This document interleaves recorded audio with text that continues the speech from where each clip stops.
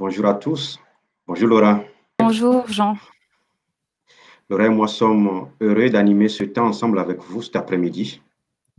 Nous vous remercions d'avoir accepté l'invitation d'Apprenti d'Auteuil à participer à cet événement. Merci beaucoup. Comme certains le savent, cet événement devait se tenir en présentiel depuis le mois de mars 2020. Mais la situation sanitaire nous a obligés à l'organiser sous ce format virtuel. Un premier webinaire s'est tenu ce matin et a regroupé nos partenaires européens, des universitaires et d'autres organisations œuvrant auprès des mineurs non accompagnés. Ce fut un moment très riche et nous souhaitons de même pour cet après-midi. Nous allons vous embarquer cet après-midi pour effectuer avec nous un bout de notre voyage qui a démarré il y a 3 ans. Ce voyage fut initié avec 4 associations partenaires et des chercheurs européens grâce à la collaboration étroite de nos établissements d'apprentis d'Auteuil, nos différentes directions au siège, direction des métiers et de la formation, en lien avec notre action internationale. Ce projet européen avait pour objectif d'échanger sur nos défis et de croiser nos réflexions et pratiques sur l'accompagnement éducatif des mineurs non accompagnés. Il a impliqué 50 travailleurs sociaux de France, d'Italie, de Grèce et d'Allemagne. Cet après-midi, vous entendrez les témoignages d'éducatrices ayant participé au projet. Ce bout de voyage va nous permettre de vous présenter en avant-première le carnet numérique mineurs non accompagnés, une formation européenne en ligne conçue pour des travailleurs sociaux œuvrant au quotidien auprès des mineurs non accompagnés en Europe. Nous ouvrirons cet événement avec un mot de Nicolas Triel, notre directeur général, et un message vidéo d'Adrien Taquet, secrétaire d'État chargé de la protection de l'enfance. Merci beaucoup Jean, bienvenue à tous. Vous avez la possibilité durant tout ce webinaire de nous partager vos réactions en utilisant le chat en bas à droite de votre écran. N'hésitez pas à partager vos réactions, nous envoyer des commentaires, également toutes les questions que vous souhaiteriez nous poser. Nous allons avoir une session questions-réponses à la fin du webinaire où on essaiera de répondre à un maximum de questions qui nous sont parvenues. Donc, n'hésitez pas, nous avons hâte de lire vos réactions. Et sans plus attendre, je souhaiterais accueillir pour le mot d'accueil Monsieur Nicolas Truel, le directeur général d'Apprentis d'Auteuil. Merci Laura, merci Jean, bonjour à toutes et à tous. Je suis très très heureux d'être là parce que, comme Jean l'a rappelé, c'est un long projet qui délivre aujourd'hui un de ses fruits, un très beau fruit, et c'est l'occasion déjà de vous remercier, en tout cas de remercier tous ceux qui nous ont soutenus depuis le début. Je pense à l'agence Erasmus+, à la Jeunesse et au Sport, à l'UNICEF France, Sanofi Espoir. Mais je voudrais aussi saluer tous ceux qui sont dans cette grande salle virtuelle aujourd'hui, des éducateurs, des responsables, des membres d'Apprentis d'Auteuil, mais aussi d'autres structures éducatives, des représentants de départements, de régions, d'universités. Bref, tout un monde qui partage en commun le souci des jeunes, et en particulier des jeunes mineurs non accompagnés. Je vous remercie déjà d'avoir maintenu cet événement malgré la crise sanitaire, de l'avoir bien sûr transformé dans sa forme, mais je pense qu'on va beaucoup parler de liens éducatifs, et je pense que vous avez trouvé aussi la manière de maintenir le lien entre nous tous, et ça c'est formidable, et je sais que le webinaire de ce matin, dans sa version anglaise, a été un grand succès, donc je pense qu'on va passer un excellent moment ensemble. Alors pourquoi c'est important pour Apprentis d'Auteuil de parler avec d'autres des pratiques éducatives et de l'accueil des MNA? C'est parce que c'est une vieille tradition à Apprentis d'Auteuil, et quasiment depuis le début, d'accueillir parmi les jeunes des jeunes d'autres cultures, d'autres pays, et cette pratique s'est amplifiée ces dernières années. Quand je dis ces dernières années, ça a commencé avec les Boat People dans les années 70-80, mais ça s'est amplifié jusqu'à ces dernières années où plus de 2000 mineurs non accompagnés sont accueillis d'une manière ou d'une autre chaque année à Apprentis d'Auteuil. la mission d'apprenti d'Auteuil, accueillir, éduquer, former, insérer, s'applique dans le cas des MNA parfaitement, parce que cet objectif de faire grandir, d'aider un jeune à grandir dans toutes les dimensions de sa personne, cœur, corps, esprit, et de trouver sa place dans la société, ben c'est exactement, je pense, ce qui est attendu d'un mineur non accompagné quand il est confié à la puissance publique et par suite à des structures comme Apprentis d'Auteuil. Alors tout ça, ça passe par un accueil digne, bienveillant, respectueux de leur personne, un objectif d'intégration durable dans la société, ce qui veut dire bien sûr un accompagnement éducatif pour une insertion sociale, professionnelle. Et bien sûr, vous le savez tous, ce travail suppose une alliance d'acteurs pour coordonner cette intégration avec les établissements scolaires, les professionnels de l'insertion, les pouvoirs publics, les entreprises, et j'en oublie bien sûr beaucoup.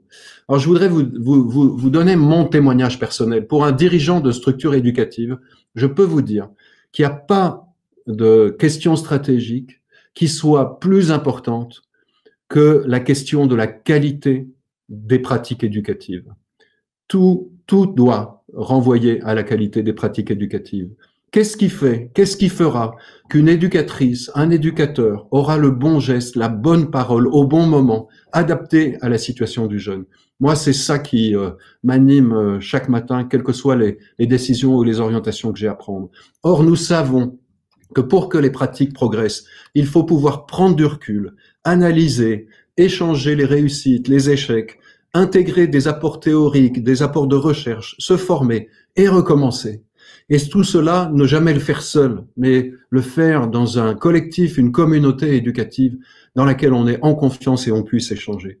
Il me semble que ce qui a été fait avec les carnets numériques mineurs non accompagnés, c'est ce travail, mais à une échelle qui n'a jamais été imaginée, à l'échelle de plusieurs pays européens, à l'échelle d'acteurs, de chercheurs, d'universités.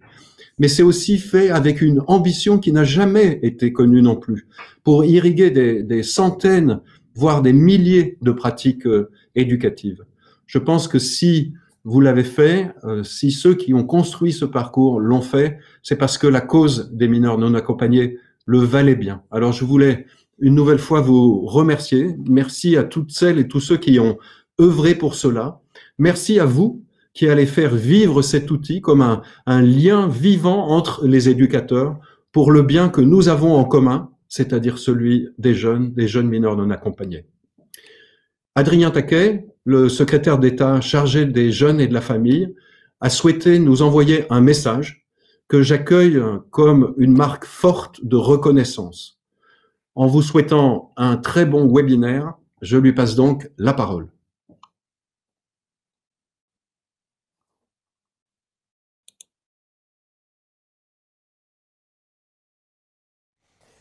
Monsieur le directeur général, cher Nicolas Truel, mesdames et messieurs, je regrette avant toute chose de ne pouvoir être aujourd'hui présent à ce colloque organisé à l'occasion du lancement par les apprentis d'Auteuil de ce premier carnet numérique mineur non accompagné, formation en ligne à destination des travailleurs sociaux qui œuvrent auprès des mineurs non accompagnés en France et en Europe.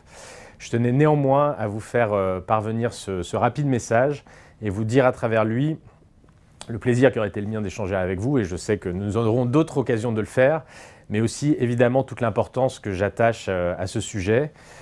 Alors je tiens à le dire d'emblée, même si ça relève de l'évidence, le dispositif de protection spécifique concernant les mineurs non accompagnés, qui s'inscrit évidemment dans les engagements internationaux de la France, et tout particulièrement de la Convention internationale des droits de l'enfant, doit évidemment être clairement préservé, réaffirmé en toute occasion, et notamment en ces périodes récentes où les débats ont pu être quelque peu confus.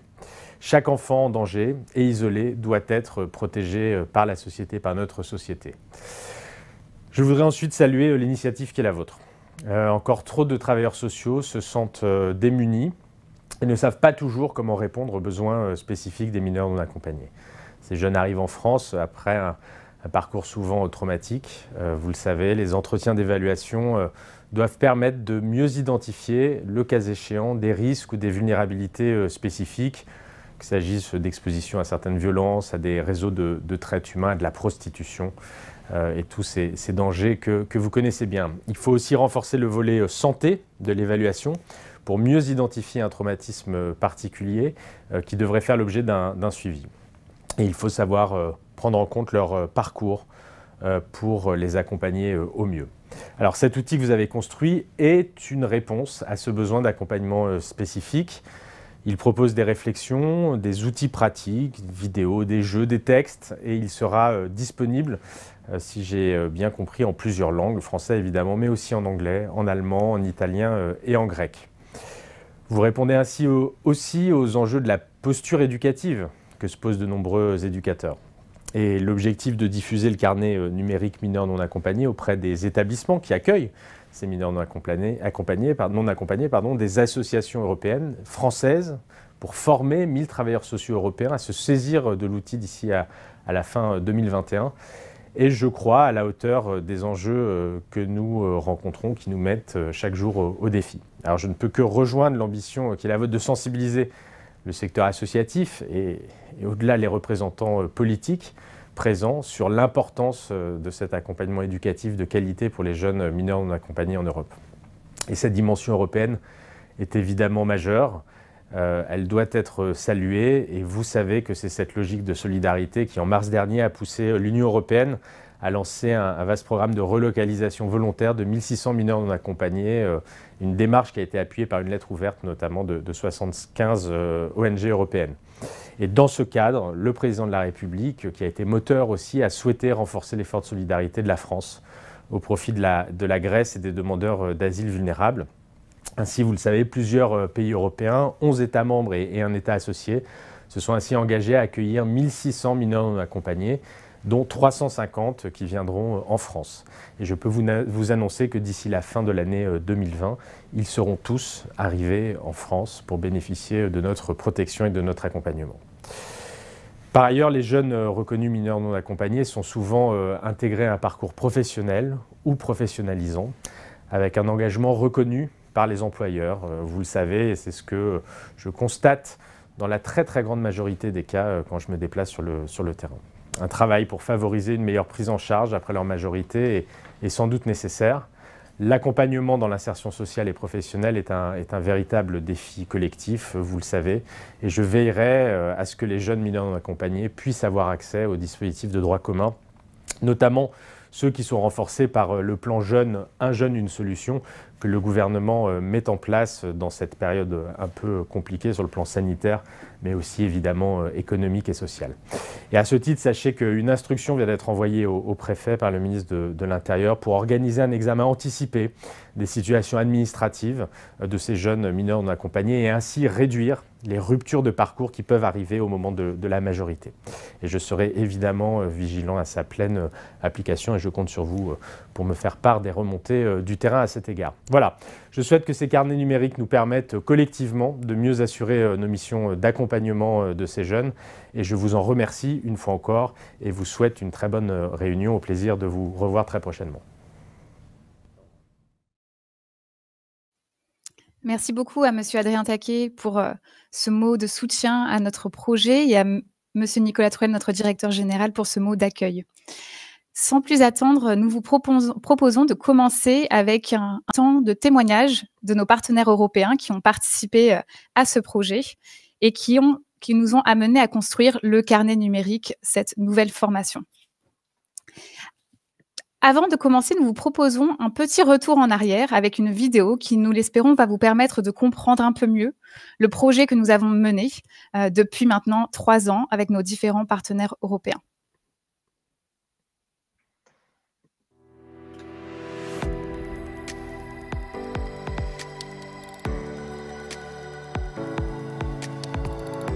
Cette prise en charge du mineur non accompagné, elle est vraiment très spécifique. Avec la situation actuelle et le fait que de plus en plus de jeunes arrivent en Europe, pour essayer d'y trouver refuge, il faut qu'on arrive à harmoniser un maximum nos pratiques et qu'on arrive à devenir complémentaires dans le suivi des jeunes.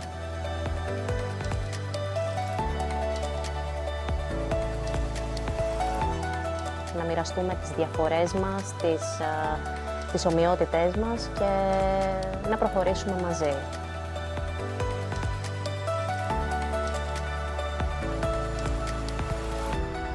perché credo che sia una risorsa abbastanza utile e necessaria per migliorare il nostro lavoro con i minori stranieri. Wie können wir es machen? Wie wollen wir das umsetzen? Wir haben gehört, ihr habt das und das geteilt und wie können wir das im Alltag machen?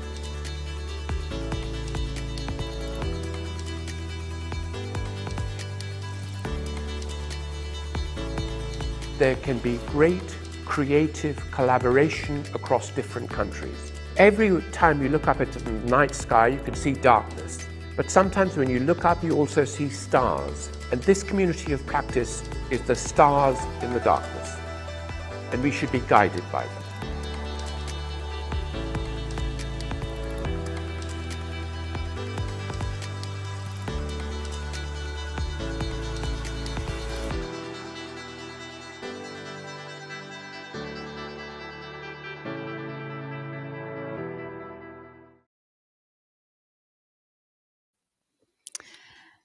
Nous allons commencer avec le témoignage de Jean Zéné. Jean Zéné qui est responsable du programme international pour les enfants en situation de rue à Apprentis d'Auteuil et qui a été ici le responsable des carnets numériques et de la communauté de pratique et de savoir. Jean, pour commencer, est-ce que tu pourrais nous partager un peu comment ce projet est né? Pourquoi avoir choisi de travailler avec d'autres partenaires européens sur la question de l'accompagnement éducatif des mineurs non accompagnés? Merci Laura. Alors, ce fut une aventure pleine de moments forts. L'idée de se constituer en communauté fut une initiative commune avec nos partenaires européens. Une étude interne auprès de nos organisations a été réalisée au préalable sur l'accueil des mineurs non accompagnés dans quelques-uns des pays, notamment la France, l'Italie et l'Allemagne. L'étude montrait les défis communs à relever pour un meilleur accompagnement des mineurs non accompagnés en Europe. Par exemple, le sentiment pour les travailleurs sociaux de se sentir un peu démunis du fait de manque de formation spécifique à l'accompagnement éducatif des mineurs non accompagnés était l'une des préoccupations. Nous avons décidé de nous constituer en communauté de pratique et de savoir pour contribuer à apporter une réponse. Nous représentons nos organisations, mais chacun est en même temps membre. Notre engagement compte au même titre que celui de notre organisation. Les 4 organisations des 4 pays ont accueilli les rencontres.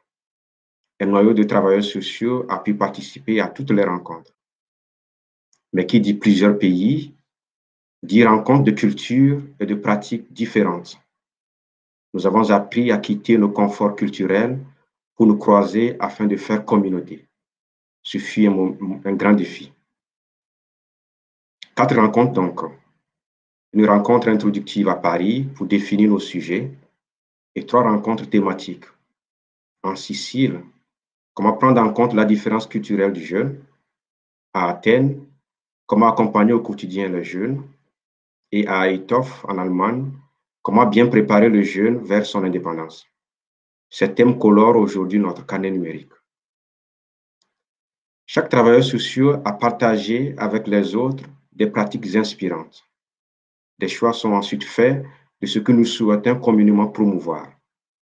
Des chercheurs ont challengé les postures, les pratiques et y ont mis les mots afin de les valoriser, convaincus de l'expertise des travailleurs sociaux. Malgré les cultures différentes, des pratiques éducatives différentes, nous sommes parvenus à nous unir autour des postures et des pratiques inspirantes, ce qui constitue pour nous des fondamentaux, des repères éducatifs dans notre engagement auprès de ces jeunes. Merci. Jean, pour ce partage sur ce qu'a été l'intention initiale de ce projet, mais aussi les défis et les richesses de ce travail dans un contexte multiculturel avec nos partenaires.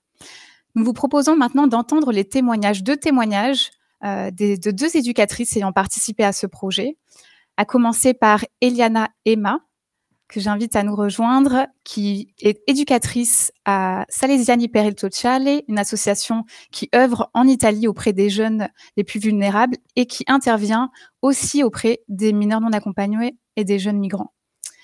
Eliana, un grand merci d'être avec nous aujourd'hui. En tant que travailleuse sociale en Italie, peux-tu nous partager quelle a été ton expérience de ce travail que nous avons fait ensemble durant ces 3 dernières années? Bonjour Iliana. Bonjour. Bonjour à toutes et à tous. Merci Laura et merci Jean. Pardonnez-moi pour les problèmes techniques. Alors, je voudrais partager avec vous mon expérience dans la communauté de pratique et des savoirs. J'ai beaucoup appris en partageant avec les autres collègues et j'ai pu la possibilité d'apporter mon expérience. Ces dernières années, j'ai appris que accompagner un jeune signifie l'accueillir pour ce qu'il est. Donc, acceptant inconditionnellement sa culture, sa vie et son expérience. Cela donc signifie respecter, par exemple, son temps et ses silences. Pour que l'accompagnement soit efficace, il est nécessaire de comprendre les projets migratoires du mineur et sur cette base d'imaginer un futur chemin partagé. Je pense qu'il est important que nos attentes n'affectent pas les choix des jeunes. Nous devons être les ancres, les guides, le soutenir en leur donnant, par exemple, la possibilité de marcher seul. Le but ultime est d'en faire des adultes indépendants, autonomes et responsables dans notre société. En Italie, je vis une expérience particulière, celle de l'accueil de mineurs étrangers au sein de la famille d'accueil. Cela représente une opportunité importante pour les enfants, mais cela peut être parfois encore plus compliqué. En effet, l'expérience avec les autres professionnels européens a été fondamentale pour partager nos ressources et essayer à trouver des solutions aux limites et aux difficultés, par exemple, qui se présentent pendant l'accueil et l'accompagnement quotidien des jeunes. Les partages des différents points de vue de partenaires européens a fait que l'accueil de mineurs étrangers peut enfin être considéré comme un phénomène européen. Au cours de ces années, ayant créé une formation en ligne reprenant des pratiques éducatives partagées, je pense qu'il a été essentiel de créer un réseau européen qui emprunte les mêmes parcours éducatifs dans l'accueil de mineurs étrangers non accompagnés. La taille de la communauté de pratique des savoirs a rendu la réception plus forte et plus efficace, en créant une équipe de travail qui pourrait en effet également discuter à l'avenir. C'était un apprentissage par les pairs, donc réciproque, qui nous a permis de grandir. Je pense qu'à la fin de ces années, chacun est réparti avec un professionnalisme différent, plus mature et plus responsable dans son pays. Conscient que si l'Europe est notre patrie, nous devons commencer à construire des collaborations, des apprentissages et des pratiques à dimension européenne. Le phénomène migratoire est européen et donc le traité comme tel renforce l'intervention éducative de chaque nation envers ces mineurs. La communauté de pratique et de savoir en a jeté ses bases, à mon avis. Et si nous parvenons à entrer dans cette perspective, nous nous rendrons compte aussi qu'accompagner un mineur étranger est un chemin de croissance mutuelle qui enrichit à la fois les mineurs et l'association qui l'accompagne. Je tiens à exprimer mes remerciements à toute la communauté des pratiques et des savoirs, car je pense que ces des années de travail partagé ont été très belles et très importantes pour nous en tant que professionnels et pour les gens que nous accompagnons. J'espère que des projets comme celui-ci et des méthodes de travail européennes et internationales deviendront de plus en plus répandues et fréquentes. car je pense que cela est la clé de voûte d'une société éducative. Merci beaucoup à tous. Merci beaucoup, Eliana, pour ce partage sur quels ont été les apprentissages de ce travail collectif avec d'autres partenaires européens. Et quelque part, comment cela a confirmé pour vous les fondamentaux éducatifs dans l'accompagnement des jeunes mineurs non accompagnés, quel que soit le pays où ils sont accueillis. Et l'importance, bien sûr, de ce partage entre les pairs, de croiser les regards et d'ensemble trouver des solutions pour continuer à améliorer l'accompagnement éducatif de ces jeunes. Merci beaucoup, Eliana. Nous souhaitions vraiment avoir la voix aujourd'hui de nos partenaires européens, mais comme ce webinaire est en français, nous avons eu la chance d'avoir un enregistrement vidéo de Valéria Linardou, une autre éducatrice qui travaille en Grèce auprès de The Smile of the Child, une ONG aussi agissant dans le secteur de la protection de l'enfance en Grèce. Et je vous propose d'écouter son témoignage en anglais, mais sous-titré, bien sûr, en français.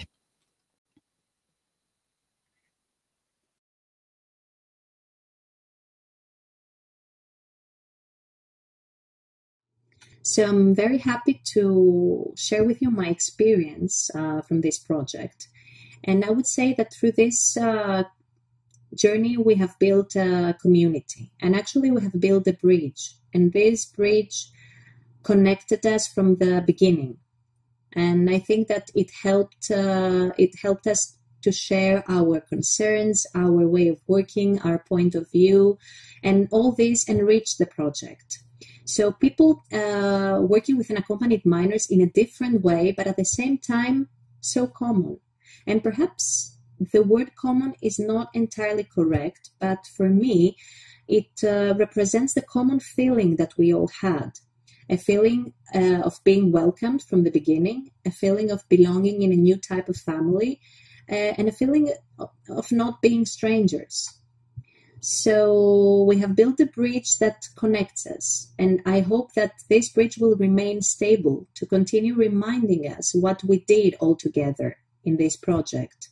So I hope that we will continue improving our work, continue learning, being open, active, brave, positive, and of course, being ourselves, because this is very important in our job. So I think that the success of working with these children starts from the beginning. It starts from the point that the children start trusting you until the point that these children blossom and they are ready to move on independently with their lives.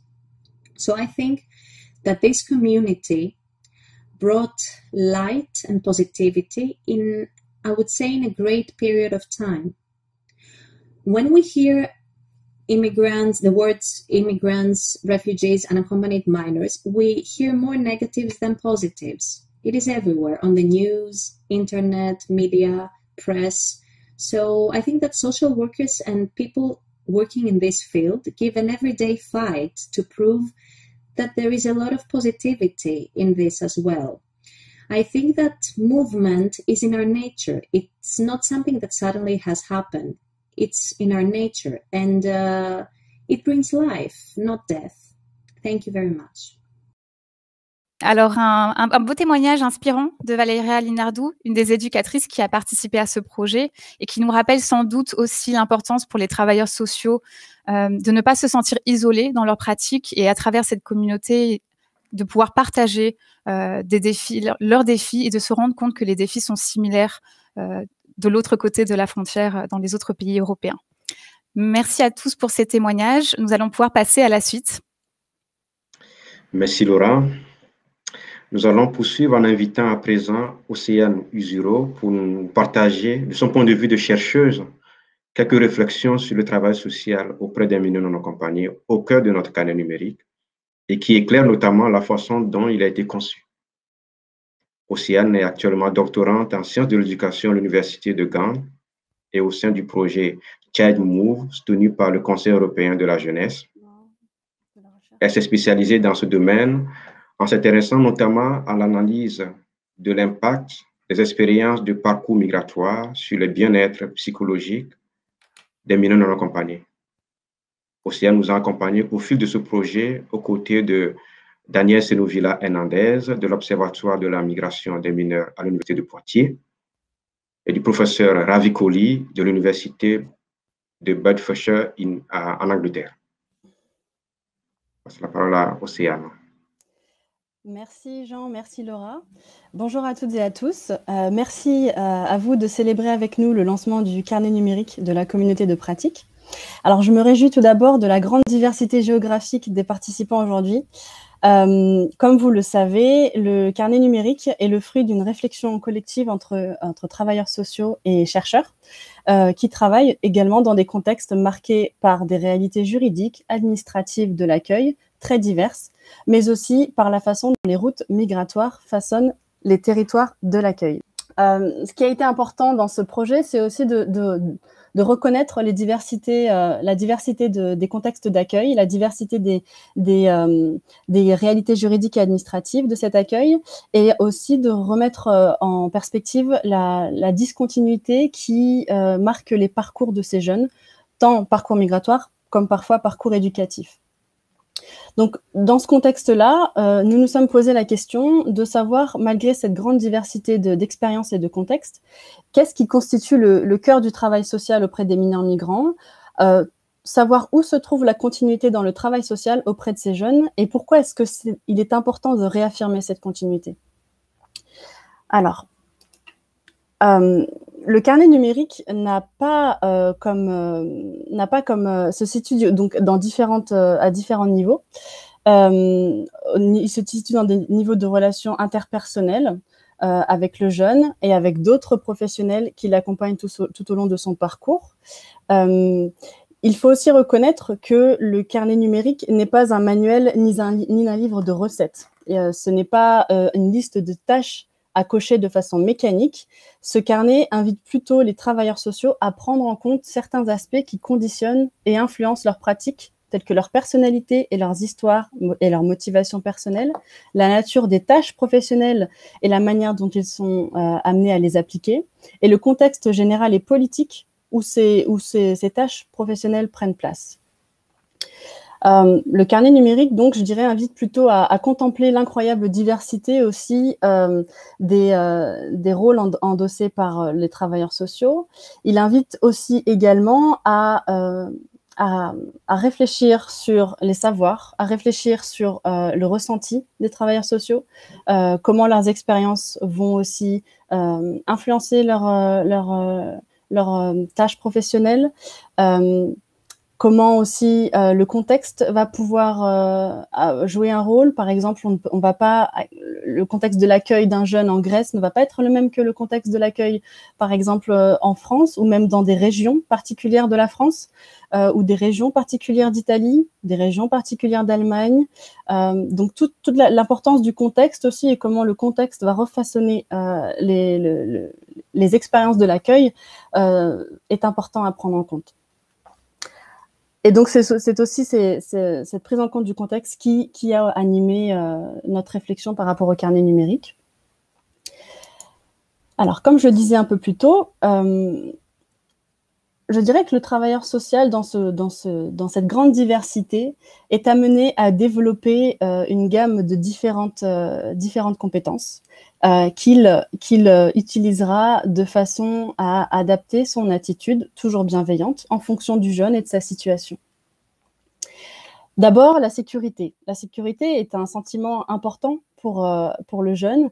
Il est important d'insuffler un sentiment de sécurité dans l'espace où se trouve le jeune, dans le temps, avec l'instauration d'un rythme clair, prévisible, rassurant, mais aussi par des règles qui s'appliquent au jeune dans son environnement proche et dans la société dans laquelle il évolue.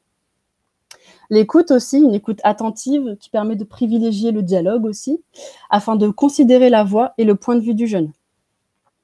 Les loisirs aussi ont une importance fondamentale. Ils permettent également aux jeunes de lui donner un sentiment d'évasion et de vie ordinaire. Les passions ordinaires créent également un ancrage dans le présent. Par passion ordinaire, on entend le sport, la musique, tout ce qui est en lien avec le développement personnel du jeune également.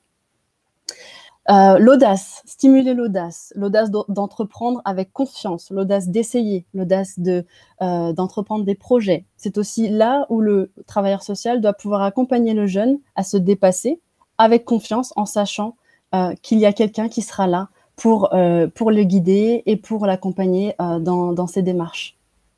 Le travailleur social doit également, à mon avis, faire preuve d'une forte ingéniosité dans les solutions individuelles à apporter aux jeunes.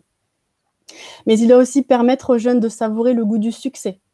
Dans des parcours souvent fragmentés et marqués par la disruption, redonner le goût du succès, le goût de la vie, comme l'a précisé Valéria, aux jeunes est une chose très importante aussi dans leur parcours.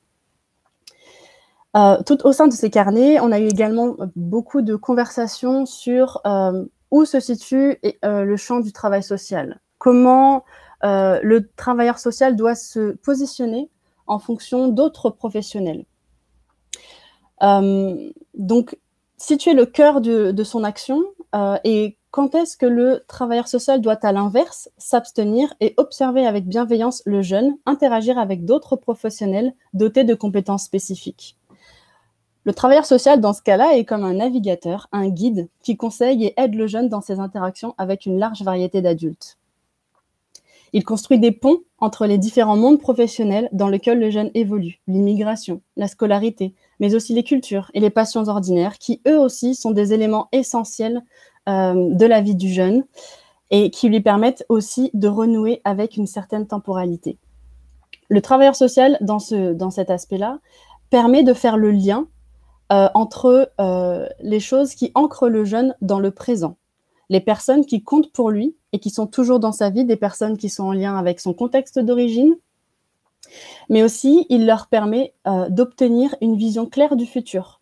C'est en construisant ensemble que le jeune peut construire son futur avec sérénité.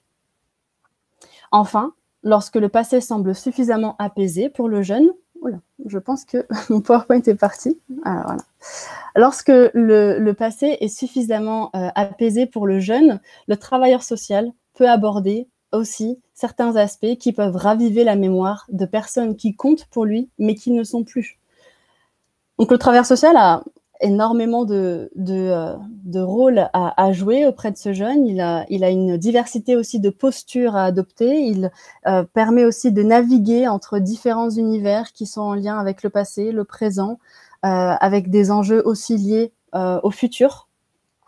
Et donc, cela peut parfois être un travail de longue haleine, un travail qui peut être déstabilisant ou parfois un petit peu submergent pour le travailleur social. Et c'est dans cet aspect-là aussi que vient l'intérêt de la communauté de pratique auprès des mineurs migrants.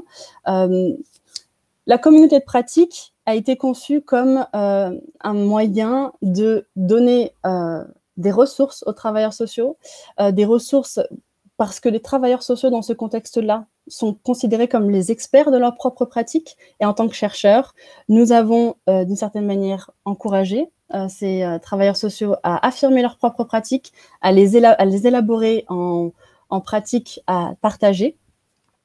Nous pensons aussi que dans la communauté de pratique, le travailleur social permet un dialogue très important parce qu'il s'adresse à d'autres travailleurs sociaux. C'est une mise en dialogue des pratiques, c'est une mise en dialogue des contextes, c'est une mise en dialogue des questionnements, des réponses aussi, et ça crée une richesse et une diversité qui s'est montrée très, très dynamisante durant tous les 3 ans de ce travail collectif. Enfin, la communauté de pratique permet également aussi d'avoir un sentiment d'appartenance, de ne pas se sentir abandonné ou isolé, d'avoir un réseau de soutien au niveau d'une équipe, au niveau d'une institution, mais aussi au niveau d'une communauté plus large de travailleurs sociaux, animés par les mêmes principes, bien que travaillant dans des contextes extrêmement différents. Ainsi, ce carnet numérique n'a pas l'ambition d'imposer de nouvelles pratiques, bien sûr, mais seulement de proposer des outils qui ont pu s'avérer utiles dans certains contextes. D'agrandir également aussi une communauté que l'on espère faire vivre afin de partager des pratiques qui animent avec passion le travail des éducateurs. Voilà, c'est en quelques mots la retransmission de cette expérience de travail. Je vous remercie de votre attention et je serai ouverte à des questions. Merci beaucoup. Merci beaucoup, Océane, pour le partage de ces réflexions qui ont vraiment éclairer les choix que nous avons faits dans le carnet numérique que vous allez bientôt découvrir maintenant et qui reflètent ce qui constitue pour nous, au nom de la communauté de pratique, des pratiques inspirantes dans ce domaine pour les travailleurs sociaux qui travaillent auprès des mineurs non accompagnés. Donc, Océane, tu me permets de faire une belle transition vers le moment fort de cet après-midi ensemble. Aurore Capriles, que nous accueillons, conceptrice pédagogique Digital Learning à Apprentis d'Auteuil, va vous présenter le carnet numérique mineurs non accompagnés. Aurore a conçu cette formation à partir des réflexions et des productions des professionnels de notre communauté, et également avec le soutien d'Hélène Djevdjenijevic, ancienne chef de projet mineurs non accompagnés au siège d'Apprentis d'Auteuil et qui a maintenant depuis rejoint un établissement pour être au plus proche des jeunes. Tout d'abord, Aurore, pourquoi le nom carnet numérique? Très bonne entrée en matière, Laura. Merci pour cette excellente question. Et merci à tous d'être présents aujourd'hui. Alors, en France, il est très souvent recommandé aux travailleurs sociaux d'avoir sur eux un petit carnet sur lequel ils prennent des notes sur les jeunes qu'ils accompagnent. Et au sein des maisons d'enfants, pour transmettre l'information d'une équipe à l'autre, il y a traditionnellement un cahier sur lequel on écrit des informations sur les jeunes. Donc, ces notes sont utiles aux travailleurs sociaux qui les possèdent. Elles permettent une approche réflexive sur leurs propres pratiques, mais aussi aux collègues avec lesquels ils partagent leurs apprentissages et leurs questionnements. Nous avons pensé que Petit Carnet serait un excellent symbole à utiliser pour le parcours de formation à destination des éducateurs. Voilà pour la genèse du nom. Alors, vous le savez, aujourd'hui, c'est un moment important pour nous, car nous allons partager avec vous un cadeau, véritablement. Et grâce à votre action, nous allons partager ce cadeau avec tous les travailleurs sociaux, les éducateurs et les éducatrices, les bénévoles qui travaillent auprès des mineurs non accompagnés, qui les accompagnent au quotidien et qui se battent chaque jour pour aider ces jeunes et pour faire de ce monde un monde meilleur. Ce que vous allez voir est une formation unique et innovante dans le domaine de la formation à distance. D'abord dans son format, qui est extrêmement ludique et interactif. J'en reparlerai dans ma présentation. Ensuite, dans le contenu que nous avons choisi de transmettre. Comme le professeur Ravi Kohli a dit un jour, ce carnet numérique, MA, est un témoignage de l'humanité des travailleurs sociaux qui y ont contribué. Donc, les mots-clés dans ce que nous avons conçu, c'est vraiment humanité et partage. Donc, je vous propose 2 moments dans cette présentation. D'abord, je ferai un tour d'horizon des principales caractéristiques de cette formation, puis je poursuivrai avec la démo des modules au sein du parcours directement in situ sur la plateforme. Vous êtes prêts? Alors, on y va. Voilà, donc on commence la visite avec un petit tour d'horizon des principales caractéristiques de ce carnet numérique MNA, accompagnement des mineurs non accompagnés en Europe, les réponses des professionnels.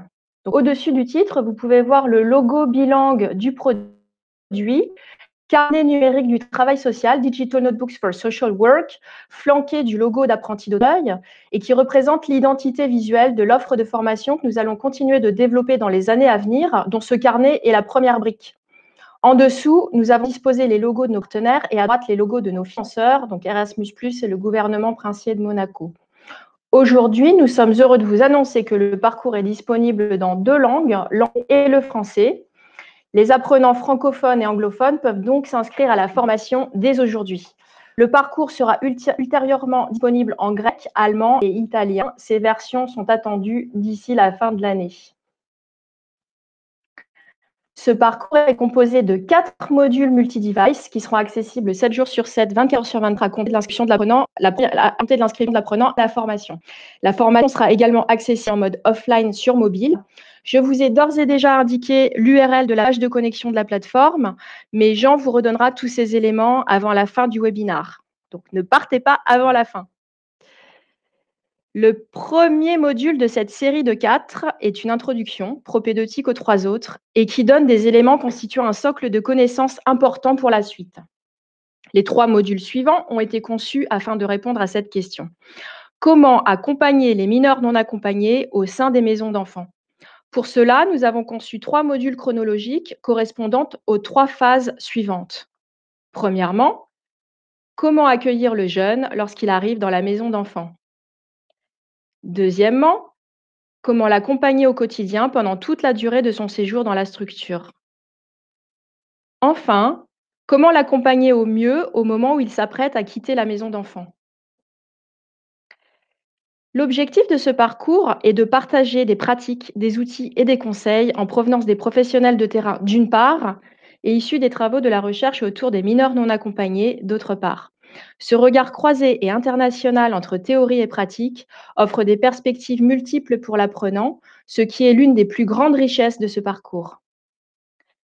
Cette formation gratuite s'adresse aux travailleurs sociaux, aux bénévoles et plus largement à toute personne travaillant auprès des mineurs non accompagnés, quel que soit son niveau, de débutant à expert.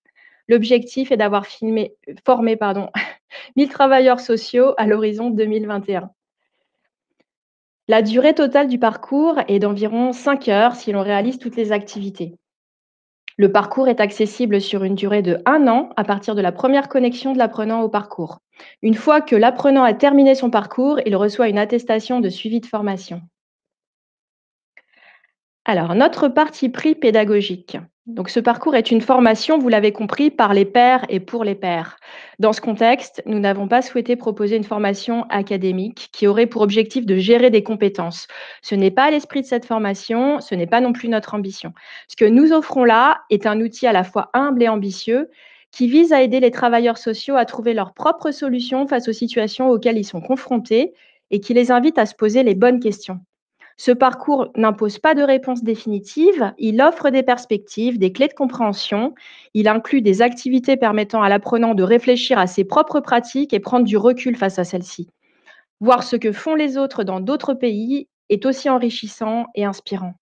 Donc ce qu'il faut retenir, c'est que nous sommes là face à un parcours de formation non prescriptif, mais descriptif, dans lequel l'apprenant est libre de circuler et de choisir les sujets qui l'intéressent en fonction de ses besoins. Pourquoi vous allez adorer cette formation? Qu'avons-nous mis comme ingrédient dans la marmite pour que ça fonctionne? Alors, d'abord, l'expérience de formation que nous avons ici est particulièrement riche et variée. 6 types de contenus différents peuvent être répertoriés. De la vidéo au travers de 17 interviews différentes qui, mises bout à bout, durent 1 heure, des contenus audio, des animations, des outils, enfin des textes en ligne et à télécharger. C'est un parcours interactif et ludique du début à la fin qui rend l'apprenant actif tout au long de sa formation et qui lui donne envie d'aller jusqu'au bout, même si dans l'absolu, il est libre de faire les contenus et les modules qu'il souhaite. La structure est toujours logique et cohérente, facile à suivre et l'esthétique est soignée. Enfin, comme je l'ai déjà souligné, la navigation est totalement libre et flexible grâce à la formule que l'on pourrait qualifier de pick and choose de ce parcours qui s'adaptera facilement aux besoins de chacun. Je vais maintenant passer à la démonstration des modules dans la plateforme. Je vous souhaite une agréable visite et vous dis donc à tout à l'heure. Donc me voilà sur la page de connexion de la plateforme et si vous regardez dans la barre d'adresse, vous pouvez voir le nom qu'on a donné à notre URL, digitalnotebooks.riseup, qui est le nom de l'éditeur, .ai, qui est l'extension et qui signifie Artificial Intelligence. Ici, nous avons intégré un petit texte pour accueillir l'apprenant lorsqu'il s'inscrit ou lorsqu'il se connecte. Training Social Workers Beyond Borders, welcome to your online community. Former les travailleurs sociaux au-delà des frontières, bienvenue dans votre communauté en ligne. Ici, on peut choisir sa langue, qui sera donc la langue de mon interface une fois dans la plateforme. Et là, je vais pouvoir me connecter et entrer dans mon espace de formation. Alors, je vais me connecter avec mon apprenant fictif Jon Snow. J'entre ici son login. En dessous, son mot de passe. Donc là, tous ces éléments sont préenregistrés, ce qui vous fait gagner du temps au moment de la connexion. Je clique sur Connexion et c'est parti. J'entre dans la plateforme. Voilà donc Jon Snow dans son espace de formation. On peut voir qu'il est inscrit à sa formation l'accompagnement des mineurs non accompagnés en Europe, les réponses des professionnels. En haut, dans le menu, 4 espaces différents. Le tableau de bord où j'atterris directement lorsque je me connecte. Et si je scrolle un petit peu, je peux consulter mes statistiques, les formations que j'ai terminées. Plus bas, je peux lire les messages envoyés à toute ma cohorte par le concepteur pédagogique sur le mur d'échange. Donc ici, c'est un message d'accueil en anglais, notre langue commune. Je retourne dans le menu du haut de la page et si je clique sur Communauté, je vais atterrir sur un forum international dans lequel je vais pouvoir interagir en anglais avec les autres participants, toutes nationalités confondues.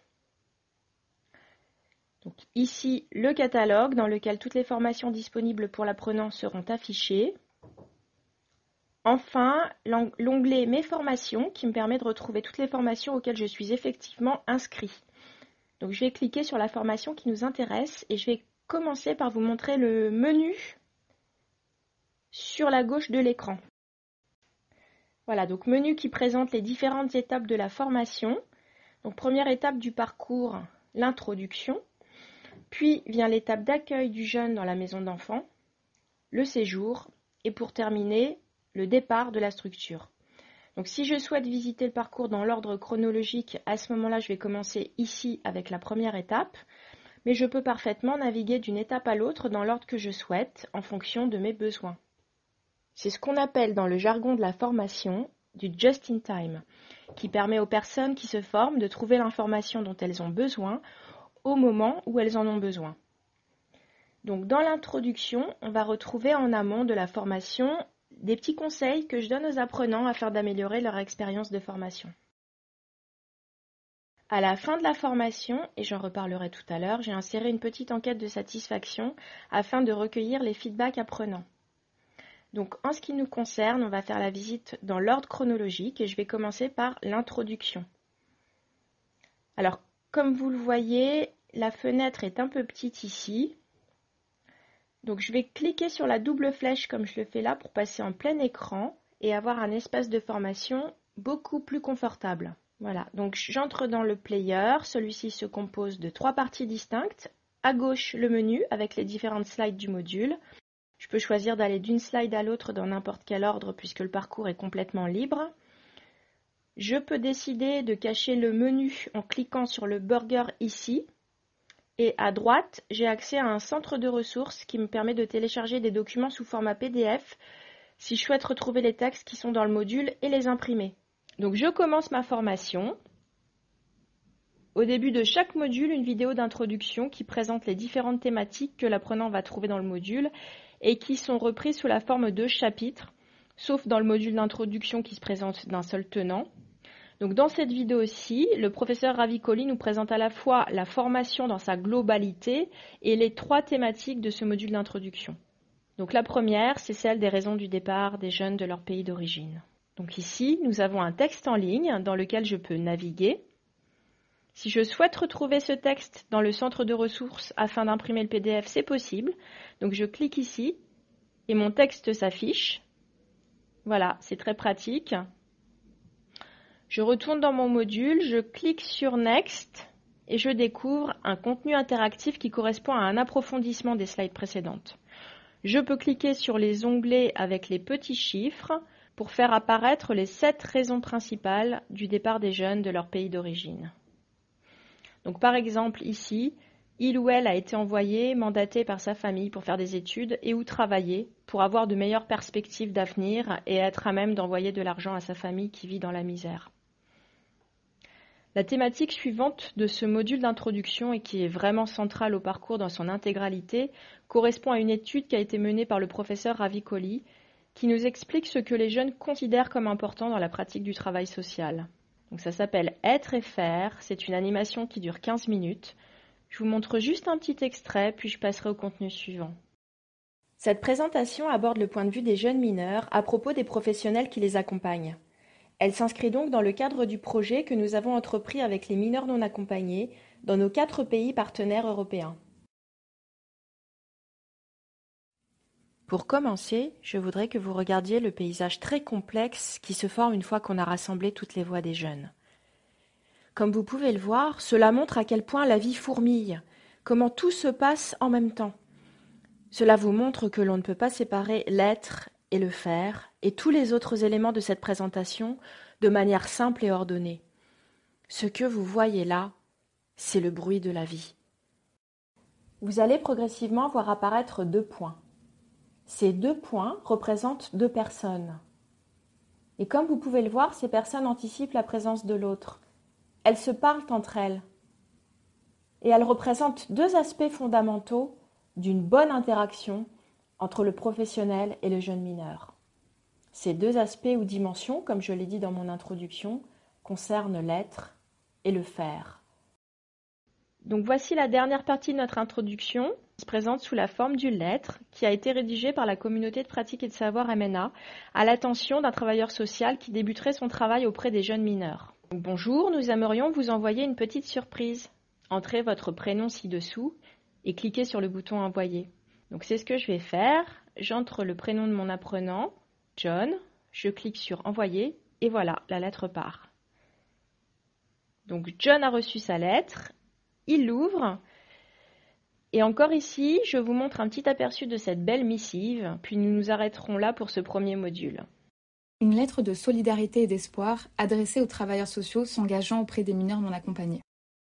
Chers collègues, voilà, vous travaillez peut-être avec des mineurs non accompagnés depuis quelque temps déjà, ou bien vous vous apprêtez à le faire. Quel que soit votre parcours, nous souhaitons vous écrire pour vous dire certaines choses qui sont importantes pour nous et vous souhaiter bonne chance. Nous luttons pour qu'ils ne se sentent ni jugés ni stigmatisés. Cela va maintenant devenir également votre combat. Prenez du temps avec eux, faites des choses ensemble, écoutez-les, aidez-les à trouver un endroit sûr où ils se sentent bien. Entretenez des liens avec les autres professionnels et les associations qui apportent un soutien à ces jeunes non accompagnés et établissez des relations au sein de leur environnement. Et, n'oubliez jamais, des petits gestes de gentillesse peuvent faire toute la différence. Par la communauté de pratique et de savoir pour les mineurs non accompagnés en Europe, à Athènes, janvier 2019. Donc je passe au deuxième module de la formation, bien accueillir les mineurs non accompagnés. Je vais ouvrir la vue élargie et je vais commencer mon apprentissage avec une vidéo d'introduction dans laquelle Valeria Linardou, qui est éducatrice à The Smile of the Child en Grèce, nous explique un concept très intéressant et propre à la culture grecque, celui de philoxénia. Je vous passe quelques extraits de cette belle introduction.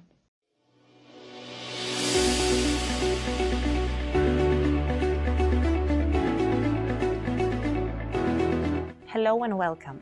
My name is Valeria Linardou and I'm a social worker at the Smile of the Child, one of the major actors in child protection in Greece. I'm very glad to present you today the second module of the program Welcoming Unaccompanied Minors, in which we'll discuss how to welcome unaccompanied minors when they arrive in our care homes. This module was created by a group of European social workers and researchers to share a range of course materials providing social workers, volunteers, and anyone working with unaccompanied minors with inspiring educational practice, tools, and advice. Now, as a Greek person, I would like to share a concept with you that is very close to my heart. This concept is philoxenia. Philoxenia means liking strangers or hospitality and is the exact opposite of xenophobia. The definition is much deeper in Greek than what is commonly understood in other languages. It means a love for strangers, even the ones you might disagree with or feel afraid of. According to Homer, who wrote the Iliad and the Odyssey, philoxenia is an act of virtue. Strangers were protected by the gods, and the need for philoxenia emerged as a result of long journeys and wars. So, every stranger who arrived in a foreign place found philoxenia, food, accommodation, presents, celebrations, and acts of friendship. Today, social workers should be committed to the principle of the uniqueness of each person they work with. They should understand the powerful and perpetual meaning of philoxenia, especially when working with unaccompanied minors. So, how in concrete terms do we put the concept of philoxenia into practice? This is exactly what we're going to see now.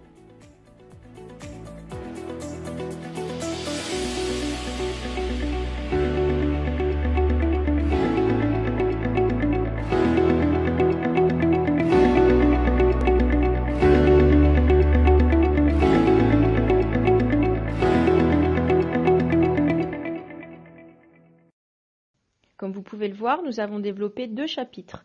Le premier traite de l'importance d'offrir aux jeunes qui arrivent un accueil de qualité, qui lui permette de se sentir à l'aise dès son arrivée et qui lui fasse comprendre qu'il est le bienvenu au sein de la maison.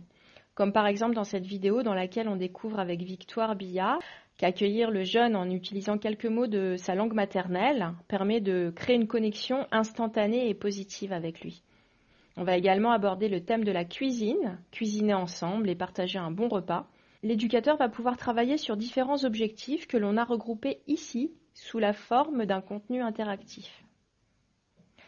Donc lorsque je passe ma souris sur une case, un objectif s'affiche. Par exemple, apprendre des recettes simples, les lire, s'en souvenir et les mettre en pratique plusieurs fois. Donc ici, on va pouvoir travailler sur la lecture, le français langue étrangère ou langue seconde, sur la mémorisation. Ici, je vais pouvoir travailler les mathématiques avec le jeune, si je le souhaite. Le contenu suivant est un outil qui s'appelle Parcours de vie. Il s'agit d'un atelier qui a été testé par l'une de nos éducatrices à Auteuil.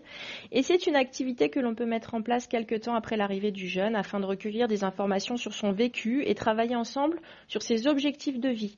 Tout ceci de manière non intrusive. On a 2 boutons cliquables ici. Si je clique sur celui de gauche, je ne vais pas le faire. Un PDF s'affiche qui décrit l'outil. Et ici, j'accède à la fiche pédagogique que l'éducateur peut imprimer et va utiliser comme support pour travailler avec le jeune sur son passé, son présent et son futur. Dans le 2e chapitre, nous allons nous demander comment nous pouvons créer un environnement sécurisant pour le jeune dès son arrivée et tout au long de son séjour, ce qui sous-entend d'être en mesure de lui fournir une information précise et régulière sur ce qui se passe, répondre à ses interrogations avec attention et respect. C'est ce que nous expliquons dans ce texte-ci.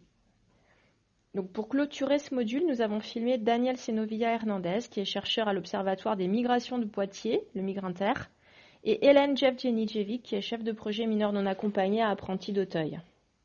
Je vous propose qu'on en regarde un court extrait, puis je passerai au module 3.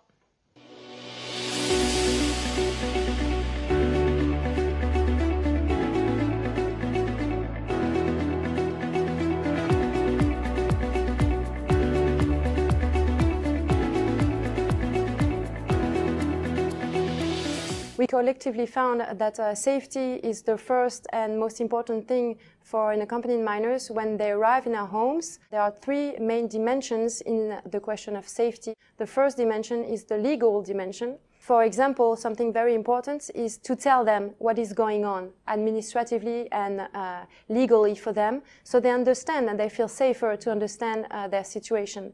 The second dimension is the practical dimension. It's very important to take the time to welcome them warmly and personally and to respect them as human beings and treat them with dignity because they're human beings and we are all equals. Last thing, which is very important, I have to recall that the right to information is a necessary step to exert the fundamental right of the child to express his or her views, which is set up by the Article 12 of the Convention on the Rights of the Child.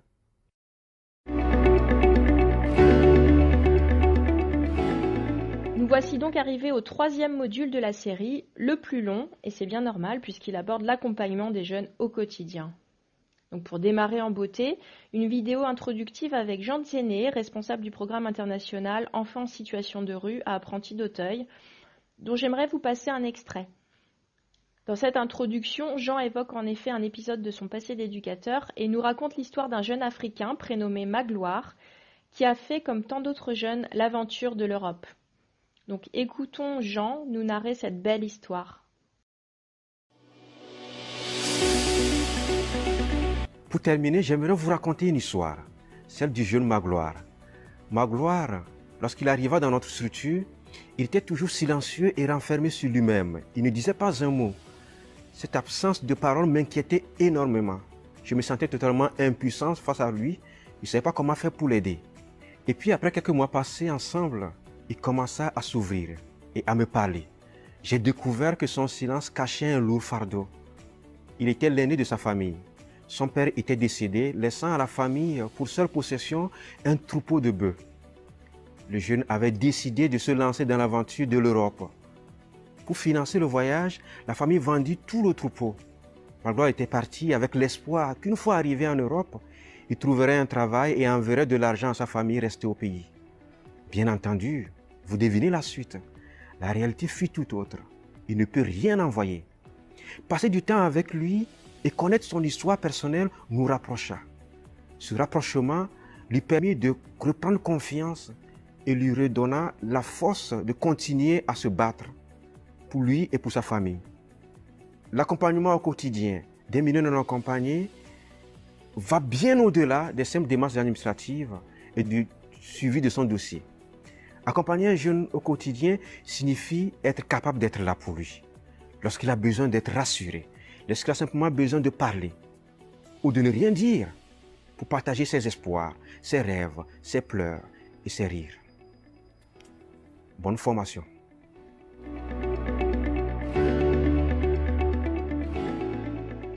Quatre chapitres ici. Donc le premier chapitre traite de l'importance d'aider les jeunes mineurs à reconstruire une vie ordinaire, scandée par des rythmes de vie réguliers et donc rassurants.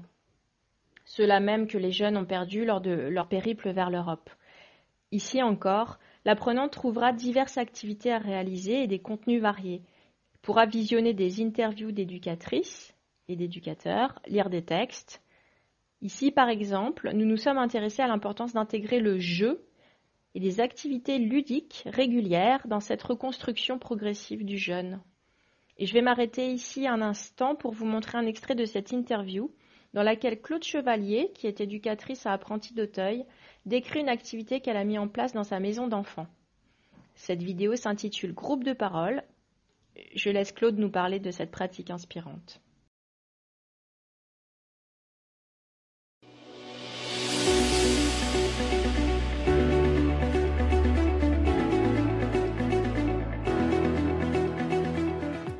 J'ai un espace spécifique qu'on a appelé groupe de parole et qui me permet justement de faire parler l'autre de sa culture à un moment où le jeune est dans une autre culture. Il arrive d'un autre pays et d'un seul coup tout change autour de lui. L'architecture, la manière dont on s'habille, la manière dont on salue, ce qu'on va manger. Et donc dans ces groupes de parole, je cherche un objet commun qui nous rassemble tous. Et par exemple, on va parler du mariage et ça va être un échange. Dans ton pays, comment on se marie? Dans mon pays, comment on se marie? On peut aussi parler des... Qu'est-ce qui t'apporte le bonheur? Est-ce qu'il y a des objets chez toi, dans ton pays, qui apportent le bonheur? Et quand c'est comme ça, moi j'arrive avec un fer à cheval, un trèfle à 4 feuilles, et du coup le jeune se dit, eux aussi ils ont des choses qui nous sont communes. Nous aussi on a des croyances un peu comme ça, un peu farfelues. Le trèfle à 4 feuilles qui va t'apporter quelque chose. Et il y a quelque chose de l'ordre d'une libération. Et ce qui est aussi intéressant, c'est qu'à la fin, c'est pas comme une magie, on se remercie tous. Ça veut dire que d'avoir travaillé l'interculturalité, tu t'es enrichi. Et c'est pour ça que moi j'ai envie de dire que l'interculturalité, c'est une richesse et qui te ramène simplement à une humanité. On a tous des points communs. On fait tous des choses, on les fait peut-être de manière différente, mais on est humain, tout simplement.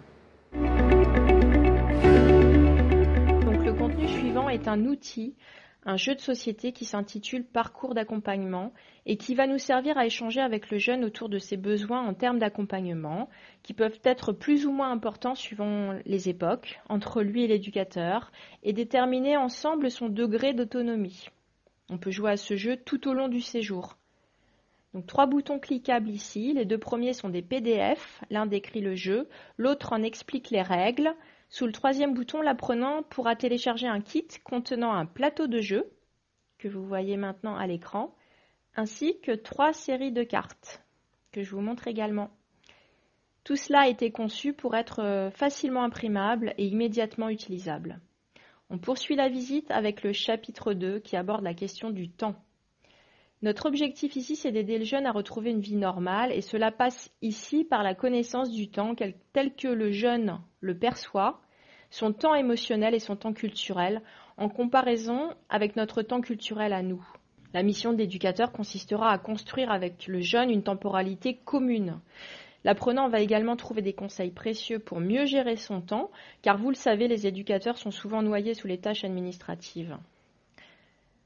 Alors, nous avons interviewé 3 éducatrices qui nous expliquent ce que la notion de temps signifie pour elles dans leur travail auprès des mineurs non accompagnés. Et comme la pratique est souvent étayée par la théorie dans notre formation, le professeur Ravicoli nous explique également ici comment le temps est perçu par ces jeunes tout au long de leur périple migratoire vers les pays dits plus riches. Si je clique par exemple sur la petite croix ici pour accéder à cette interview audio d'Eliana, le temps est comme un élastique, je vais pouvoir lire une mini-biographie d'Eliana, qui est éducatrice à Salesiani per il Sociale, et je vais utiliser le player pour lancer son interview. Le temps a deux connotations. La première est une connotation culturelle et la seconde est, à mon avis, une sorte de connotation émotionnelle. La connotation culturelle est facile à comprendre car elle dépend de la culture d'origine des jeunes mineurs. Par exemple, le temps des Africains est très dilaté, très long, très différent de celui des Italiens. Il faut transmettre notre concept culturel du temps pour permettre aux jeunes de bien vivre dans notre société. Voilà, je m'arrête là. On peut télécharger le transcript en cliquant ici, puis retourner au menu pour choisir une autre interview. Dans le chapitre suivant, nous avons souhaité nous intéresser à la manière dont nous pouvons réagir face aux émotions fortes que les jeunes peuvent ressentir, telles que la colère, le stress, la tristesse, l'angoisse. Également, comment aider le jeune à mieux gérer le stress qu'il peut ressentir lorsqu'il a par exemple des problèmes avec sa famille restée au pays.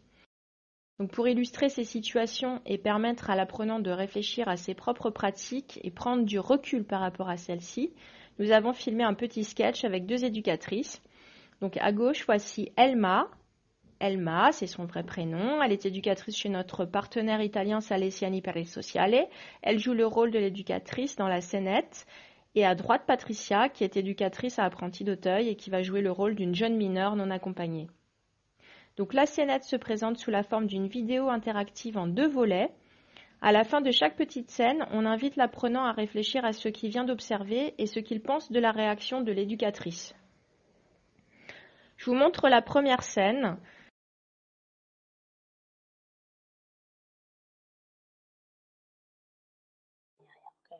What are you doing now? There is no problem. I want my pocket money. So of course no.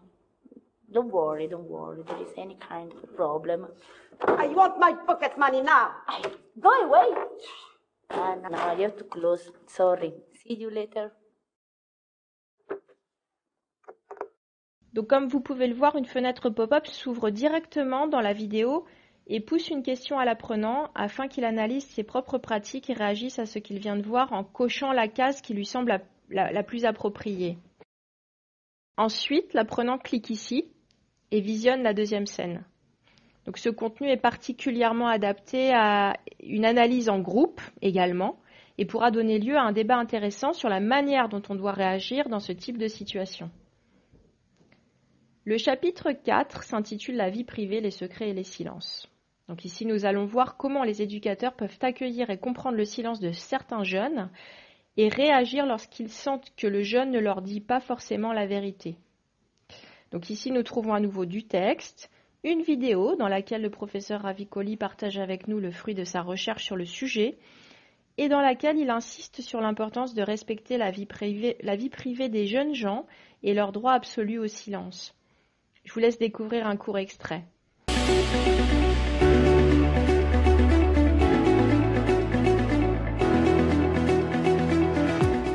The point about this constructed story is that it isn't all lies.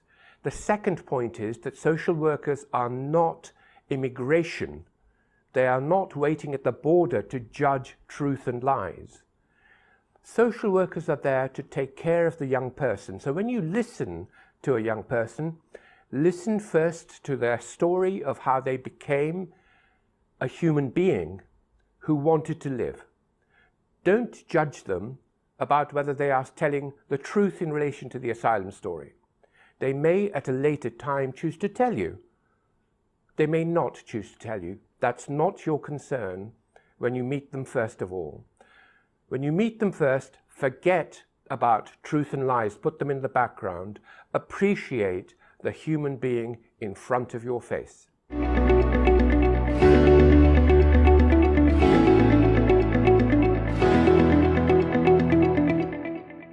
Ensuite, on propose un outil qu'on a appelé « Comment bien les accompagner ». Donc cet outil est une traduction numérique d'une activité qui a été réalisée en présentiel avec les éducateurs de la communauté de pratique et de savoir MENA. Il s'agissait pour eux de définir leur posture éducative la plus fréquente au travers de 3 questions. Donc dans la manière dont vous accompagnez les jeunes mineurs, êtes-vous plutôt directif, et ici on a représenté ce concept par un picto qu'on a intitulé « diriger », ou préférez-vous suivre ce que souhaite le jeune mineur? Ou bien encore, vous situez-vous plutôt entre les deux, ce qu'on a représenté par une petite balance. Ensuite, l'apprenant va donc déplacer le curseur ici devant chaque picto pour écouter différents témoignages qui sont originellement des témoignages authentiques en anglais, ceux des éducateurs de la communauté de pratique et de savoir MENA. Dans ce petit exercice, il n'y a pas de bonne ou de mauvaise réponse. Je vous montre un ou 2 exemples. Je vais déplacer mon curseur en face de la petite balance pour écouter le témoignage d'Amalia, éducatrice à Apprentis d'Auteuil. Sur ce point, je suis partagée parce que ça dépend réellement de la capacité du jeune mineur. Si je sens qu'il est capable de faire les choses à sa façon, qu'il est autonome et indépendant, je laisse tenir les rênes. Sinon, si je sens qu'il a besoin d'être guidé, alors mon rôle est de lui montrer le chemin. Je passe directement au 3e tableau avec la posture que Mehmet, qui travaille au CJD en Allemagne, a souhaité exprimer. Ce n'est pas mon travail de dire si leurs souhaits sont réalisables ou pas. Ce n'est pas mon travail de dire vous pouvez ou vous ne pouvez pas faire ceci ou cela. Je dois essayer à 100% d'aider les jeunes à réaliser leurs rêves. Si je dis à un jeune mineur qui ne peut pas y parvenir, je commets une erreur. Je dois donner aux jeunes la possibilité de se faire sa propre expérience. Regardez Ibrahimovic. Il a dit qu'il deviendrait le plus grand footballeur. Il n'y a pas de rêve trop grand. Voilà, j'aime bien la dernière phrase, il n'y a pas de rêve trop grand. Nous voici donc arrivés à la fin de ce 3e module. Je vous propose de poursuivre notre visite avec le 4e et le dernier module de la formation. Donc une passerelle vers l'indépendance. Alors ce dernier module correspond à la phase finale de l'accompagnement du jeune mineur, lorsque le moment de se dire au revoir est proche. Donc dans ce module, nous avons tenu à outiller les éducateurs afin qu'ils soient à même d'assurer une transition douce et efficace du jeune vers sa nouvelle vie en tant que personne autonome. Premièrement, nous verrons comment nous pouvons aider le jeune à construire des réseaux de relations solides, et ceci dès son arrivée. Ici encore, vous trouverez des textes en ligne, des interviews d'éducatrices qui nous expliquent le travail qu'elles réalisent pour développer ces réseaux en lien avec des bénévoles. Puis nous proposons à l'apprenant un outil très intéressant qui est bien connu des travailleurs sociaux, l'EcoMap. C'est un outil qui permet à l'éducateur de comprendre les forces et les faiblesses du réseau de relations du jeune qui l'accompagne et l'aider à les gérer d'une manière bénéfique dans sa vie. L'objectif est donc de réaliser avec le jeune une représentation graphique de son réseau social à un moment T. Donc 3 boutons cliquables ici. Celui de gauche permet à l'apprenant de découvrir l'outil sous format PDF. Ici, si je clique, je déclenche une animation qui explique de manière ludique comment dessiner une écomap. Et enfin, un exemple d'écomap en ligne. Allez, c'est parti, je vous montre les instructions.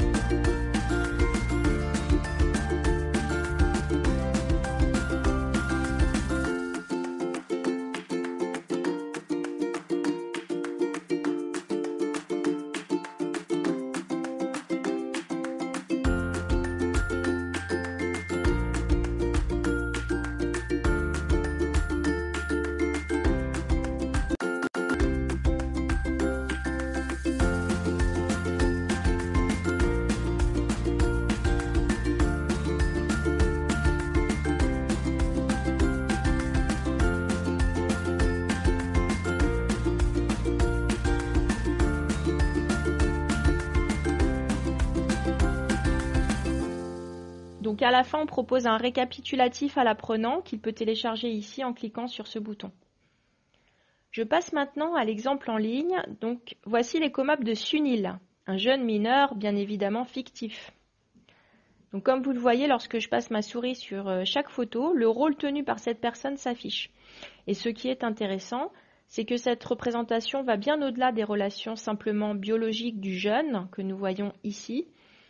Elle prend également en compte les liens externes, tels que les amitiés, que je vous montre là, la scolarité ou la vie professionnelle, et pour finir, les professionnels. Sans oublier d'indiquer la qualité de ces liens. Donc réaliser ce petit exercice est encore un très bon moyen pour l'éducateur de manifester aux jeunes l'intérêt qu'il lui porte. Le chapitre 2 de ce module traite de la sécurité, thématique que l'on avait déjà rencontrée au moment de l'accueil du jeune. Donc ici, on va davantage se focaliser sur les différentes dimensions de l'indépendance. Et pour ce faire, bien que la législation soit différente dans chaque pays et que chaque jeune soit dans une situation spécifique, il existe des terrains communs sur lesquels le travailleur social peut travailler et que nous avons réunis sous la forme d'une checklist. Que voici. Donc la checklist est constituée de 5 rubriques différentes: les procédures administratives, le logement, la vie professionnelle, la santé et la gestion de son argent. Donc une fois qu'on a fait le tour de ces champs, on peut télécharger la checklist en cliquant ici. Donc je passe au chapitre 3, l'ultime chapitre de cette formation, dans lequel l'apprenant va découvrir comment préparer au mieux ce moment de la séparation, moment important où les chemins se séparent entre celui qui part et ceux qui restent. On verra par exemple que l'on peut organiser des rencontres avec d'anciens mineurs non accompagnés qui sont passés par là et qui souhaitent jouer ce rôle de filet de sécurité afin que ceux qui partent ne se sentent pas seuls à l'extérieur et sans repère. On pourra mettre en place des rituels ou cérémonies spécifiques d'au revoir pour accompagner le jeune afin d'assurer une transition plus douce vers l'autonomie. La conclusion, on y arrive avec une vidéo dans laquelle on a interviewé différentes éducatrices. On leur a demandé ce que ce travail avec les mineurs non accompagnés a changé dans leur vie. Ça s'appelle Se sentir vivant. Je vous propose qu'on en regarde un extrait.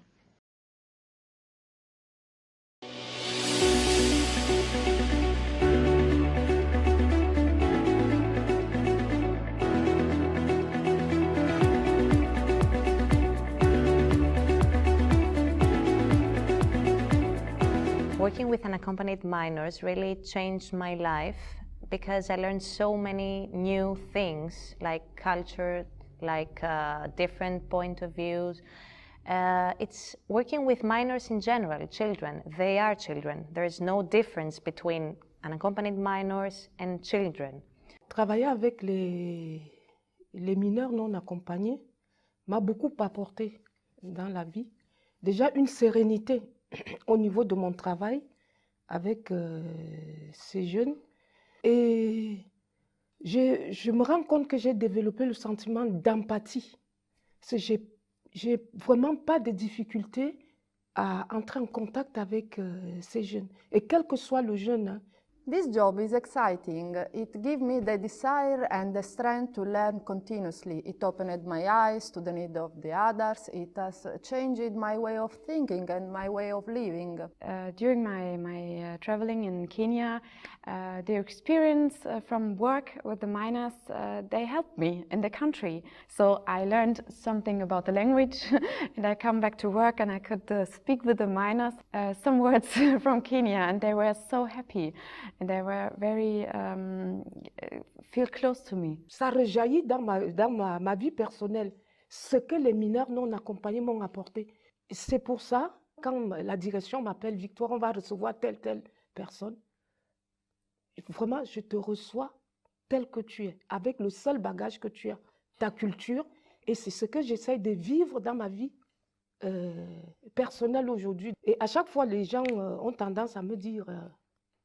tu aimes tellement ce que tu fais aujourd'hui qu'on a l'impression que ça rejaillit dans ta vie privée. C'est grâce à ce travail-là, le travail que je fais auprès des mineurs non accompagnés. It's not only about refugees or Greek children or children from all over the world. They all have the same needs like love, care, trust, support.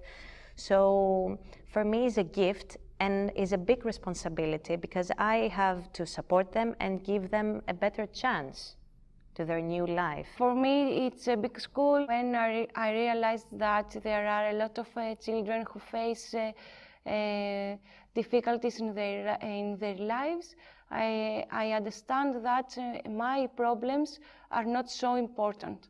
Working with the unaccompanied minors helped me being more close to the reality and what's happening with all these refugee crises, especially in Greece.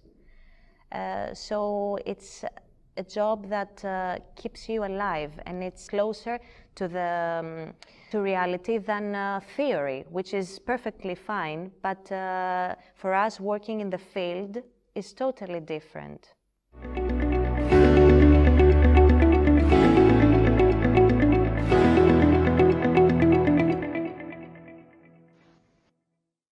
Voilà pour ce très beau final. Je passe à la slide de fin, moment où l'on félicite l'apprenant d'avoir été jusqu'au bout de son parcours. Et on ne le laisse pas partir les mains vides, puisqu'on lui offre un petit bonus que je vais vous montrer. Voilà, il s'agit d'un beau poster à télécharger et imprimer, qui est un petit condensé de 21 bonnes pratiques à mettre en place dans sa maison d'enfants. Chaque éducateur pourra ensuite l'afficher, s'il le désire, dans sa maison. À présent, je vais revenir dans le parcours pour vous montrer ceci. Une fois que l'apprenant a réalisé toutes les activités proposées, on invite à répondre à un petit questionnaire de satisfaction développé en 5 points, dans lequel on lui demande par exemple quelle pratique il va mettre en place sur le terrain, quelles suggestions il pourrait nous faire pour améliorer ce parcours, etc. Voilà, c'est la fin de cette présentation. Merci beaucoup pour toute votre attention. J'espère que vous avez passé un bon moment et que cette présentation aura répondu à vos attentes. Merci beaucoup, Aurore, pour cette présentation très riche, permettant de découvrir les richesses de notre carnet numérique. Depuis le démarrage de cet événement, des commentaires, des questions nous parviennent déjà. Ce moment de présentation a davantage suscité des questions. Et nous allons maintenant. La première question, en quoi le carnet numérique sera utile dans la pratique pour les travailleurs sociaux? On va demander à Laura de répondre à cette question.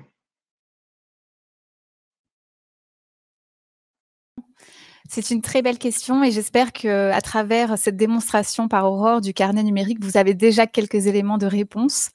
Nous pensons que le carnet numérique sera utile dans la pratique car il est complémentaire des formations qui sont déjà existantes sur l'accompagnement des mineurs non accompagnés. Complémentaire parce qu'il traite, vous l'avez compris, de l'accompagnement éducatif au quotidien de ces jeunes et notamment de la relation de l'éducateur avec le jeune. Nous avions fait le constat il y a 3 ans et aujourd'hui encore que dans les formations existantes, aujourd'hui, nous traitons de certains aspects de l'accompagnement des jeunes, mais pas sous cet angle. Donc, nous espérons que ce carnet numérique sera complémentaire en s'intéressant à l'accompagnement au quotidien et au travail de l'éducateur dans des maisons pour enfants ou dans des dispositifs similaires. Merci beaucoup, Laura. Alors, la question suivante. Les apprenants pourront-ils interagir en ligne avec d'autres utilisateurs des autres pays? On va demander à Aurore de répondre à cette question. Oui, alors c'est une très bonne question, puisqu'effectivement, le social learning ou l'apprentissage collaboratif est une dimension très importante dans l'acte d'apprendre, qui va, permettre d'insuffler de l'humain dans cet apprentissage distanciel et qui, deuxièmement, va également représenter un véritable catalyseur de l'apprentissage. Donc la plateforme qu'on a adoptée nous permet de faire vivre cette dimension sociale au travers d'un forum international que vous avez pu voir tout au début de ma démo et où tous les membres inscrits à notre formation pourront être contributeurs et donc acteurs de leur apprentissage au sein d'une communauté de pairs. Alors chaque apprenant pourra donc ouvrir un fil de discussion, échanger avec d'autres travailleurs sociaux apprenants ou encore simplement consulter les messages postés par les autres membres. Donc, par ailleurs, les membres de cette communauté en ligne auront la possibilité d'envoyer des messages à un seul membre de leur choix et établir une conversation privée avec cet apprenant. Alors, dernière nouvelle, d'ici peu, nous aurons la chance d'avoir un animateur de communauté, acteur essentiel et incontournable, bien évidemment, qui pourra modérer les échanges et surtout les animer. Merci beaucoup, Aurore. Alors, la question suivante, prévoyez-vous de continuer à développer le contenu? Si oui, sur quel thème? Je pense que toujours une question pour Aurore. Et quand, justement? Alors oui, concernant la thématique de l'accompagnement des mineurs non accompagnés, nous allons tout d'abord recueillir les retours des apprenants sur cette première expérience de formation, donc recenser leurs besoins. On a déjà des idées de thèmes pour la suite, par exemple les croyances religieuses ou plus largement la spiritualité des jeunes. On souhaite aussi travailler l'interculturalité, déjà présente dans le premier carnet, le carnet actuel, mais en approfondissant cette thématique, en abordant par exemple la question de la transmission des codes culturels aux jeunes. Nous espérons aussi pouvoir développer des réflexions avec d'autres organisations européennes de différents horizons. De même, après celle des éducateurs, nous espérons pouvoir enrichir le carnet numérique MNA des voix et des expériences des jeunes directement. Donc, par ailleurs, nos développements ultérieurs vont également porter sur la création d'une offre de formation pour les éducateurs en charge des enfants en situation de rue, notamment dans les pays du Sud. Donc, la première formation de ce programme portera a priori sur la connaissance des enfants en situation de rue, les spécificités de ce public, où ils vivent, comment ils sont organisés, sur le travail de rue effectué par les travailleurs sociaux en charge de ces jeunes qui les suivent, et l'accueil au sein des structures qui prennent en charge ces jeunes en situation de rue. Donc, a priori, ce sont les thématiques qui se dessinent. C'est dans notre roadmap carnet numérique et ce carnet sera notre priorité. Merci beaucoup, Aurore. Alors, une question pour Nicolas Truel. Comment envisagez-vous l'avenir de ces jeunes que vous accueillez alors que les migrants et les jeunes migrants seront de plus en plus nombreux dans les années à venir?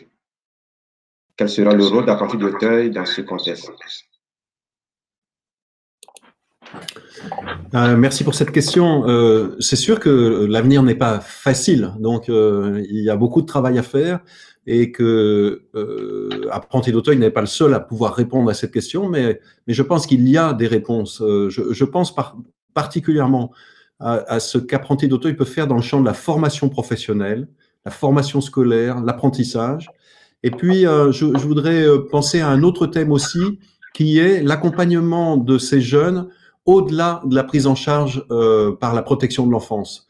Et vous savez peut-être que Apprenti d'Auteuil a développé, inventé des structures légères d'accompagnement des sortants de protection de l'enfance pour ne pas lâcher la main. Et un certain nombre de ces structures qui sont ouvertes à tous accueillent beaucoup de mineurs non accompagnés. Puis je voudrais rajouter enfin un dernier champ. Je pense que pour l'avenir, il faut être présent dans le champ du plaidoyer. Nous avons besoin, nos différents pays ont besoin d'un changement de regard sur les mineurs non accompagnés. C'est ça qui permettra leur insertion, leur meilleure insertion, un changement de regard qui fasse triompher un idéal de fraternité. Merci beaucoup, Nicolas. Alors, une question pour Océane. Oui. Donc, je vais prendre le relais. C'est peut-être un petit problème de connexion. Ça arrive. C'est le principe des webinaires. Donc, Océane, une question pour toi. Quels sont les liens concrets entre les travaux de la recherche et le travail des professionnels de terrain?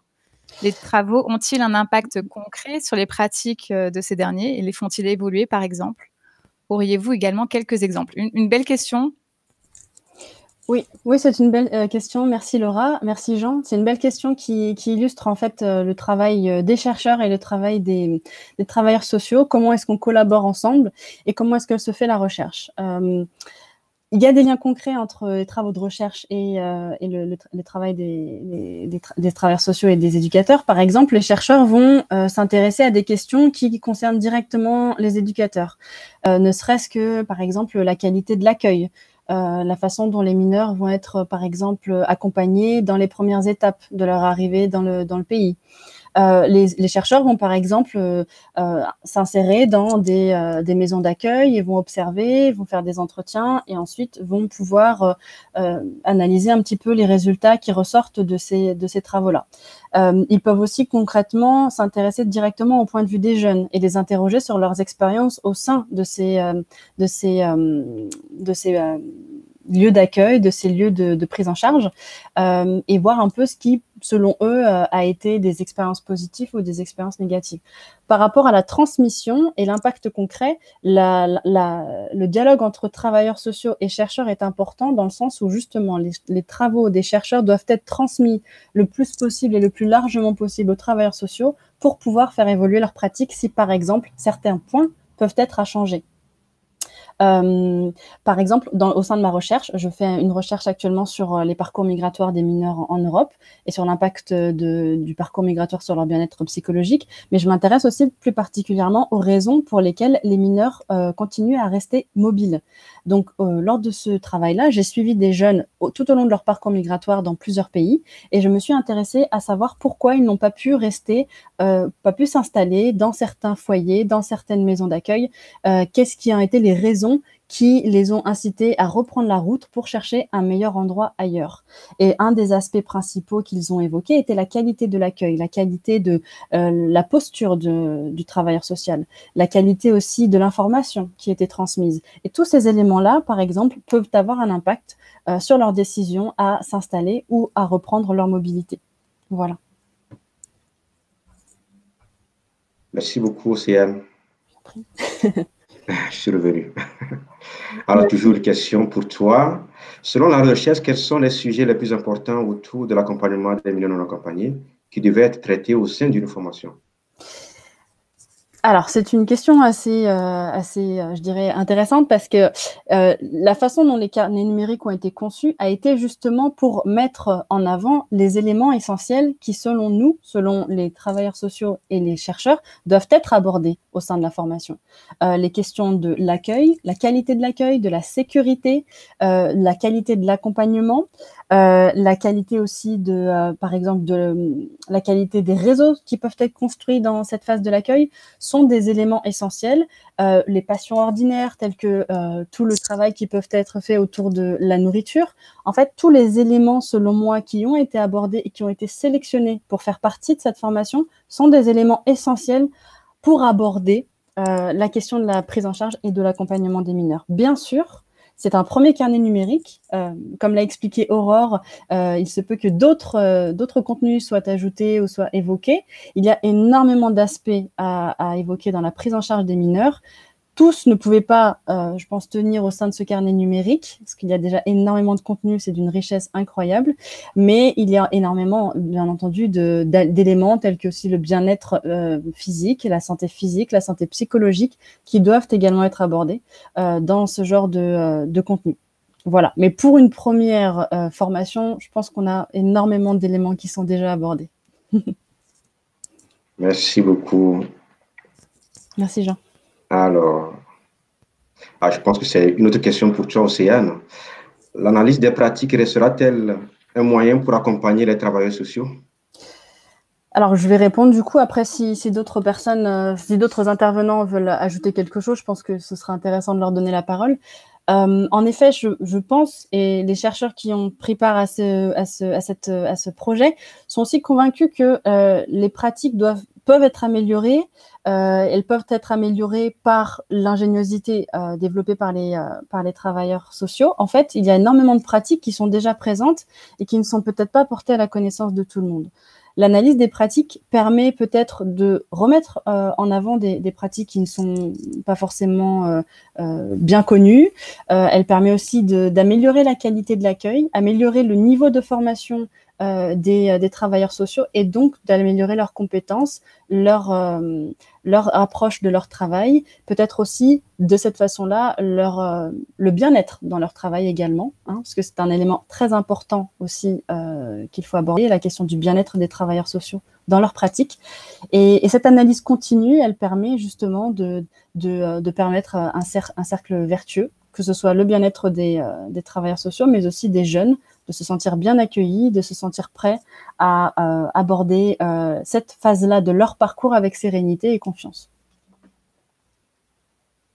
Si quelqu'un d'autre veut ajouter certains éléments. Oui, merci beaucoup. Je ne sais pas si quelqu'un veut rajouter quelque chose. Alors, poursuivant, en tous les cas, on pourra compléter les réponses plus tard par mail. OK. La question suivante. Alors, la formation est-elle aussi applicable dans des centres où les mineurs ne sont pas hébergés, mais accueillis, accompagnés et orientés? Je vais essayer de répondre à cette question. Oui, quand on voit notre contenu de formation, le contenu traite beaucoup de la posture éducative, des pratiques éducatives, mais aussi de comment est-ce que le travailleur social peut être en interaction avec le jeune.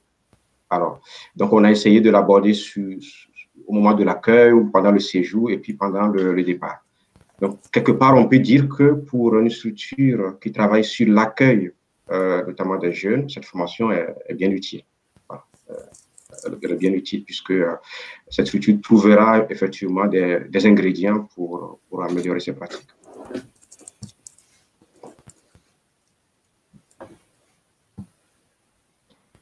Alors, d'autres questions? Alors, à ce que je comprends, vous n'avez pas souhaité inclure de tests de niveau. Pouvez-vous expliquer? Donc, on va demander à Aurore de répondre à cette question. Alors, oui, très bonne question. Donc, je sais que ce point peut être délicat à comprendre, mais lorsque nous avons démarré ce projet, nous nous sommes demandé ce que nous voulions transmettre et comment, et nous sommes arrivés à la conclusion que ce que nous souhaitions proposer était un partage d'expérience sous-tendu par une pédagogie complètement horizontale de pair à pair. Donc, ce que je veux souligner ici, c'est que notre objectif n'était pas de gérer des compétences, mais d'offrir aux travailleurs sociaux des outils, des pratiques et des conseils afin de les aider à trouver leurs propres solutions. Et c'est ça qui est important face aux problématiques éducatives auxquelles ils peuvent être confrontés. Donc, le travail social et l'éducation des jeunes n'est pas une science exacte et notre but n'était pas non plus de fournir un livre de recettes qu'il faudrait suivre scrupuleusement. Donc, chaque situation éducative doit être analysée. Ça, vous le savez, chaque jeune vient avec nous avec son histoire personnelle, sa psychologie et des besoins spécifiques. Donc, lorsque nous avons commencé ce voyage, notre ambition, c'était de pouvoir conserver, partager et capitaliser tout ce qui avait émergé de ce formidable groupe de réflexion qui est la communauté de pratique et de savoir européenne MNA. Voilà, donc je crois que c'est vraiment ce qu'il faut retenir du fonctionnement intrinsèque de cette formation.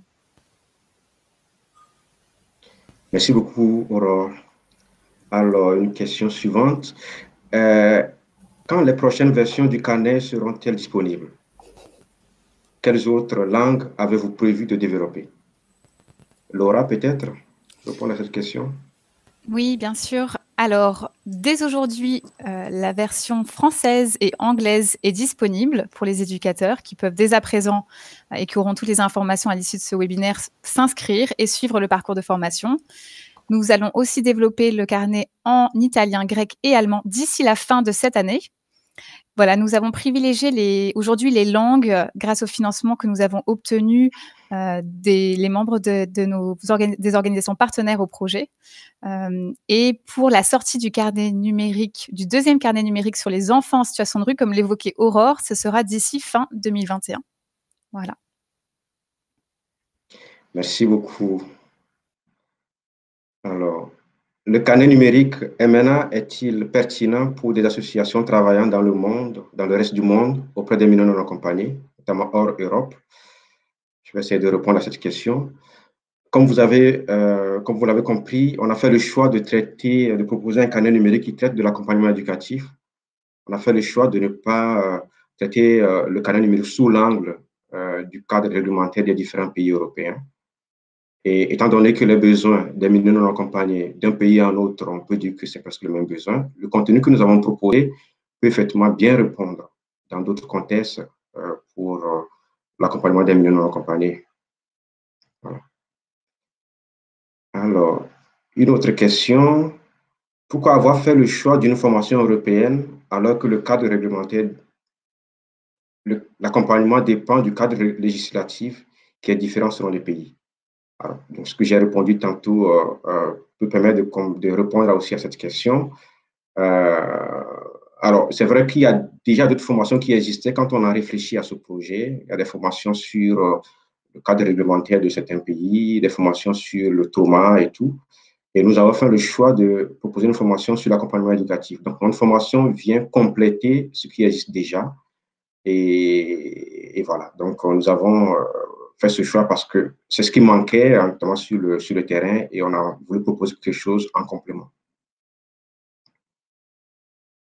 Une autre question, le carnet numérique maintenant est-il utilisable en groupe? On peut peut-être demander à Aurore de répondre. Donc, je reviens. Alors, le carnet MNA utilisable en groupe. Donc, ce que je peux répondre, c'est que ça a été créé pour une utilisation individuelle et non collective à la base. Cela étant, on peut imaginer que le carnet soit utilisé par des formateurs dans le cadre de formation, dans les cadres de formation que vous menez dans vos organisations. Donc, il viendra alors enrichir son contenu. Donc, oui, pour moi, c'est possible, même si ce n'est pas spécifiquement créé pour cela, mais bien pour une utilisation individuelle. Donc, on peut détourner son utilisation première et l'utiliser en groupe. Très bien. Merci beaucoup, Aurore. Alors, peut-être une dernière question. Comment dois-je faire pour m'inscrire? Voilà. Donc, toutes les informations pratiques, nous vous les donnerons à la fin, mais comme Aurore l'a dit dans sa présentation, il y a un lien sur lequel il suffit de cliquer et ensuite on est dirigé vers une page d'inscription sur la plateforme dans un premier temps. Et puis ensuite, une fois qu'on s'inscrit sur la plateforme, on est validé et on s'inscrit alors dans un deuxième temps sur la formation. Et après, on pourra suivre sa formation. Voilà. Donc, nous vous transmettrons les informations à la fin de ce webinaire. Voilà. Donc, je vois que le temps, il passe. Donc, nous ne pouvons pas malheureusement répondre à toutes les questions. Nous verrons à vous faire parvenir par mail les réponses à toutes les autres questions qui ont été posées. Merci beaucoup, en tout cas, pour ce temps. Alors, donc, nous avançons vers la fin de notre webinaire. Et au nom de notre communauté de pratique et de savoir, nous souhaitons vous partager 3 messages clés au cœur du carnet numérique, mais aussi qui sont des messages qui vont continuer à nous guider. Le premier message pour nous, c'est que les mineurs non accompagnés sont avant tout des enfants qui ont besoin d'un accompagnement global, social et éducatif de qualité, comme tout autre enfant dont nous avons la responsabilité et mission d'accompagner et protéger. Un accompagnement qui doit dépasser la seule réponse à leurs besoins spécifiques. C'est pour nous un message, on l'a compris tout au long de ce webinaire, on a plusieurs fois évoqué pour nous l'importance de considérer ces mineurs non accompagnés comme des enfants, comme les autres. Ensuite, pour nous, le deuxième message qu'on souhaiterait partager, c'est que nous avons pu expérimenter qu'un même langage professionnel est possible entre travailleurs sociaux de différents pays. L'apprentissage entre pairs européens est une richesse. Devant les défis éducatifs similaires, comme nous avons pu l'expérimenter, malgré les différences d'approche et de pratiques éducatives influencées par un contexte culturel et légal donné, les travailleurs sociaux peuvent apprendre les uns des autres et enrichir leurs pratiques professionnelles. Et comme troisième message, le rôle fondamental des travailleurs sociaux dans le parcours des mineurs non accompagnés en raison de leur isolement et déracinement. Les travailleurs sociaux deviennent des compagnons de route de ces jeunes qui ont connu l'exil, la séparation de leurs proches, la perte de leurs racines et qui sont isolés en Europe. Leur accompagnement doit être holistique et apporter à chaque jeune une stabilité et lui redonner confiance à l'avenir. Voilà quelques messages que nous avons envie de vous partager qui fondent un peu ce que nous avons essayé de transmettre dans notre carnet numérique. Nous savons que la situation dans les différents pays européens n'est pas identique aujourd'hui. Et nous souhaitons aussi émettre quelques souhaits. Que chaque mineur non accompagné, dès son arrivée en Europe, soit accueilli avec dignité, respect, bienveillance et puisse bénéficier d'un accompagnement éducatif et social de qualité qui lui permettra de s'épanouir et de réussir sa nouvelle vie. Deuxième souhait, que les associations soient soutenues pour ce faire. Comment pouvons-nous aider les travailleurs sociaux à être présents auprès des jeunes plutôt que d'être accaparés par la lourdeur des démarches administratives? Comment pouvons-nous soutenir les travailleurs sociaux pour qu'ils aient le temps de prendre du recul sur leur métier, de réfléchir aux solutions et d'améliorer constamment leurs pratiques? Nous espérons que sur ce deuxième point, notre canal numérique sera utile à apporter des réponses efficaces. Au nom donc de notre communauté et de toutes les associations ici présentes, nous vous souhaitons de continuer cette mission envers ces jeunes et de relever les défis pour répondre toujours mieux à leurs besoins. Nous savons que la crise du Covid, ou bien la crise de la COVID-19, a été un autre défi. Les travailleurs sociaux, qu'ils soient en Grèce, en Italie, en France, en Allemagne, ont poursuivi leur mission, ont été créatifs et se sont adaptés aux circonstances changeantes et stressantes pour les jeunes qui comptent sur eux. Nous vous invitons à continuer de vous adapter face aux défis auxquels vous êtes confrontés en accompagnant ces jeunes vers une meilleure vie. Enfin, pour clôturer cet événement, nous tenons à remercier tous ceux qui ont contribué à la réalisation de ce projet. Dans un premier temps, un très grand merci à l'équipe du projet, un merci spécial à Aurore Capriles, notre conceptrice pédagogique, au professeur Ravi Kohli et à Hélène Jevgenjevic, notre chercheur et experte de terrain qui ont coécrit avec engagement et passion les contenus du canal numérique. Merci aussi au comité pédagogique, à l'équipe de production et à tous ceux qui ont contribué à ce projet et à l'organisation de cet événement. Comme on peut le voir, les noms qui apparaissent. Un immense merci à tous les travailleurs sociaux de la communauté de pratique et de savoir et leur organisation, nos partenaires, sans qui ce travail n'aurait jamais été possible. Un grand merci à nos partenaires financiers, à l'agence Erasmus+, Jeunesse et Sport, à la direction de la coopération internationale de Monaco, à la Fondation Sanofi Espoir pour leur soutien à ce projet, et à UNICEF France, à Johan et Michael de Marketing Essentiel pour leur soutien à l'organisation de cet événement. Je souhaiterais aussi dire un merci particulier à Laura, qui a, pour son travail, pour le gros travail qu'elle a fait sur ce projet depuis 3 ans, un travail formidable, un travail remarquable. Je voudrais lui dire en tout cas un sincère remerciement pour tout ce que nous avons pu partager sur ce projet très enrichissant pour nous et qui a apporté les résultats que nous vous avons partagés. Merci vraiment, Laura. Merci beaucoup à Jean, également à toi pour tout ce travail accompli ensemble. Merci à tous d'avoir participé à ce webinaire aujourd'hui. Nous étions vraiment heureux de voir autant de monde connecté, surtout un vendredi après-midi, contre toute attente, puisqu'on nous avait dit que le vendredi après-midi n'est pas le bon moment pour faire des webinaires, mais nous y tenions et nous vous remercions vraiment pour votre participation aujourd'hui. Nous espérons que vous avez passé un bon moment et que vous ferez évidemment, bien sûr, connaître le carnet numérique auprès des travailleurs sociaux, auprès d'autres associations qui accompagnent les mineurs non accompagnés aujourd'hui. C'est vraiment notre objectif aujourd'hui. Vous allez avoir toutes les informations sur le carnet numérique au moment où ce webinaire se terminera, puisque vous serez automatiquement redirigé vers une page avec le lien pour accéder au carnet numérique et s'y inscrire si vous êtes un travailleur social ou si vous êtes plutôt un représentant d'une organisation pour le partager auprès de vos équipes. Un grand merci. Je souhaiterais aussi dire un petit mot pour Federica Ciotti, qui était notre facilitatrice graphique aujourd'hui. Elle était cachée parmi vous, vous ne le saviez pas. Et nous avons, voilà, nous pouvons voir le dessin, cette œuvre d'art. Merci beaucoup, Federica, pour avoir restitué de manière visuelle tous nos échanges aujourd'hui et un visuel qui nous permettra aussi de faire parler, qui vous permettra aussi de faire parler du carnet numérique autour de vous. Si vous le pouvez, nous comptons sur vous pour cela. Merci à tous. Merci Jean. Merci à toute l'équipe ici présente. Nous vous souhaitons une bonne fin d'après-midi, un très bon week-end et nous restons à votre disposition pour vous donner toutes plus d'informations. Merci à toutes les personnes. Je sais qu'il y avait beaucoup de salariés d'Apprentis d'Auteuil, d'Outre-mer, en France, de nos établissements et aussi de toutes les organisations présentes en France, œuvrant auprès des mineurs non accompagnés. Merci beaucoup. Merci beaucoup. Merci, à bientôt. Au revoir. Au revoir.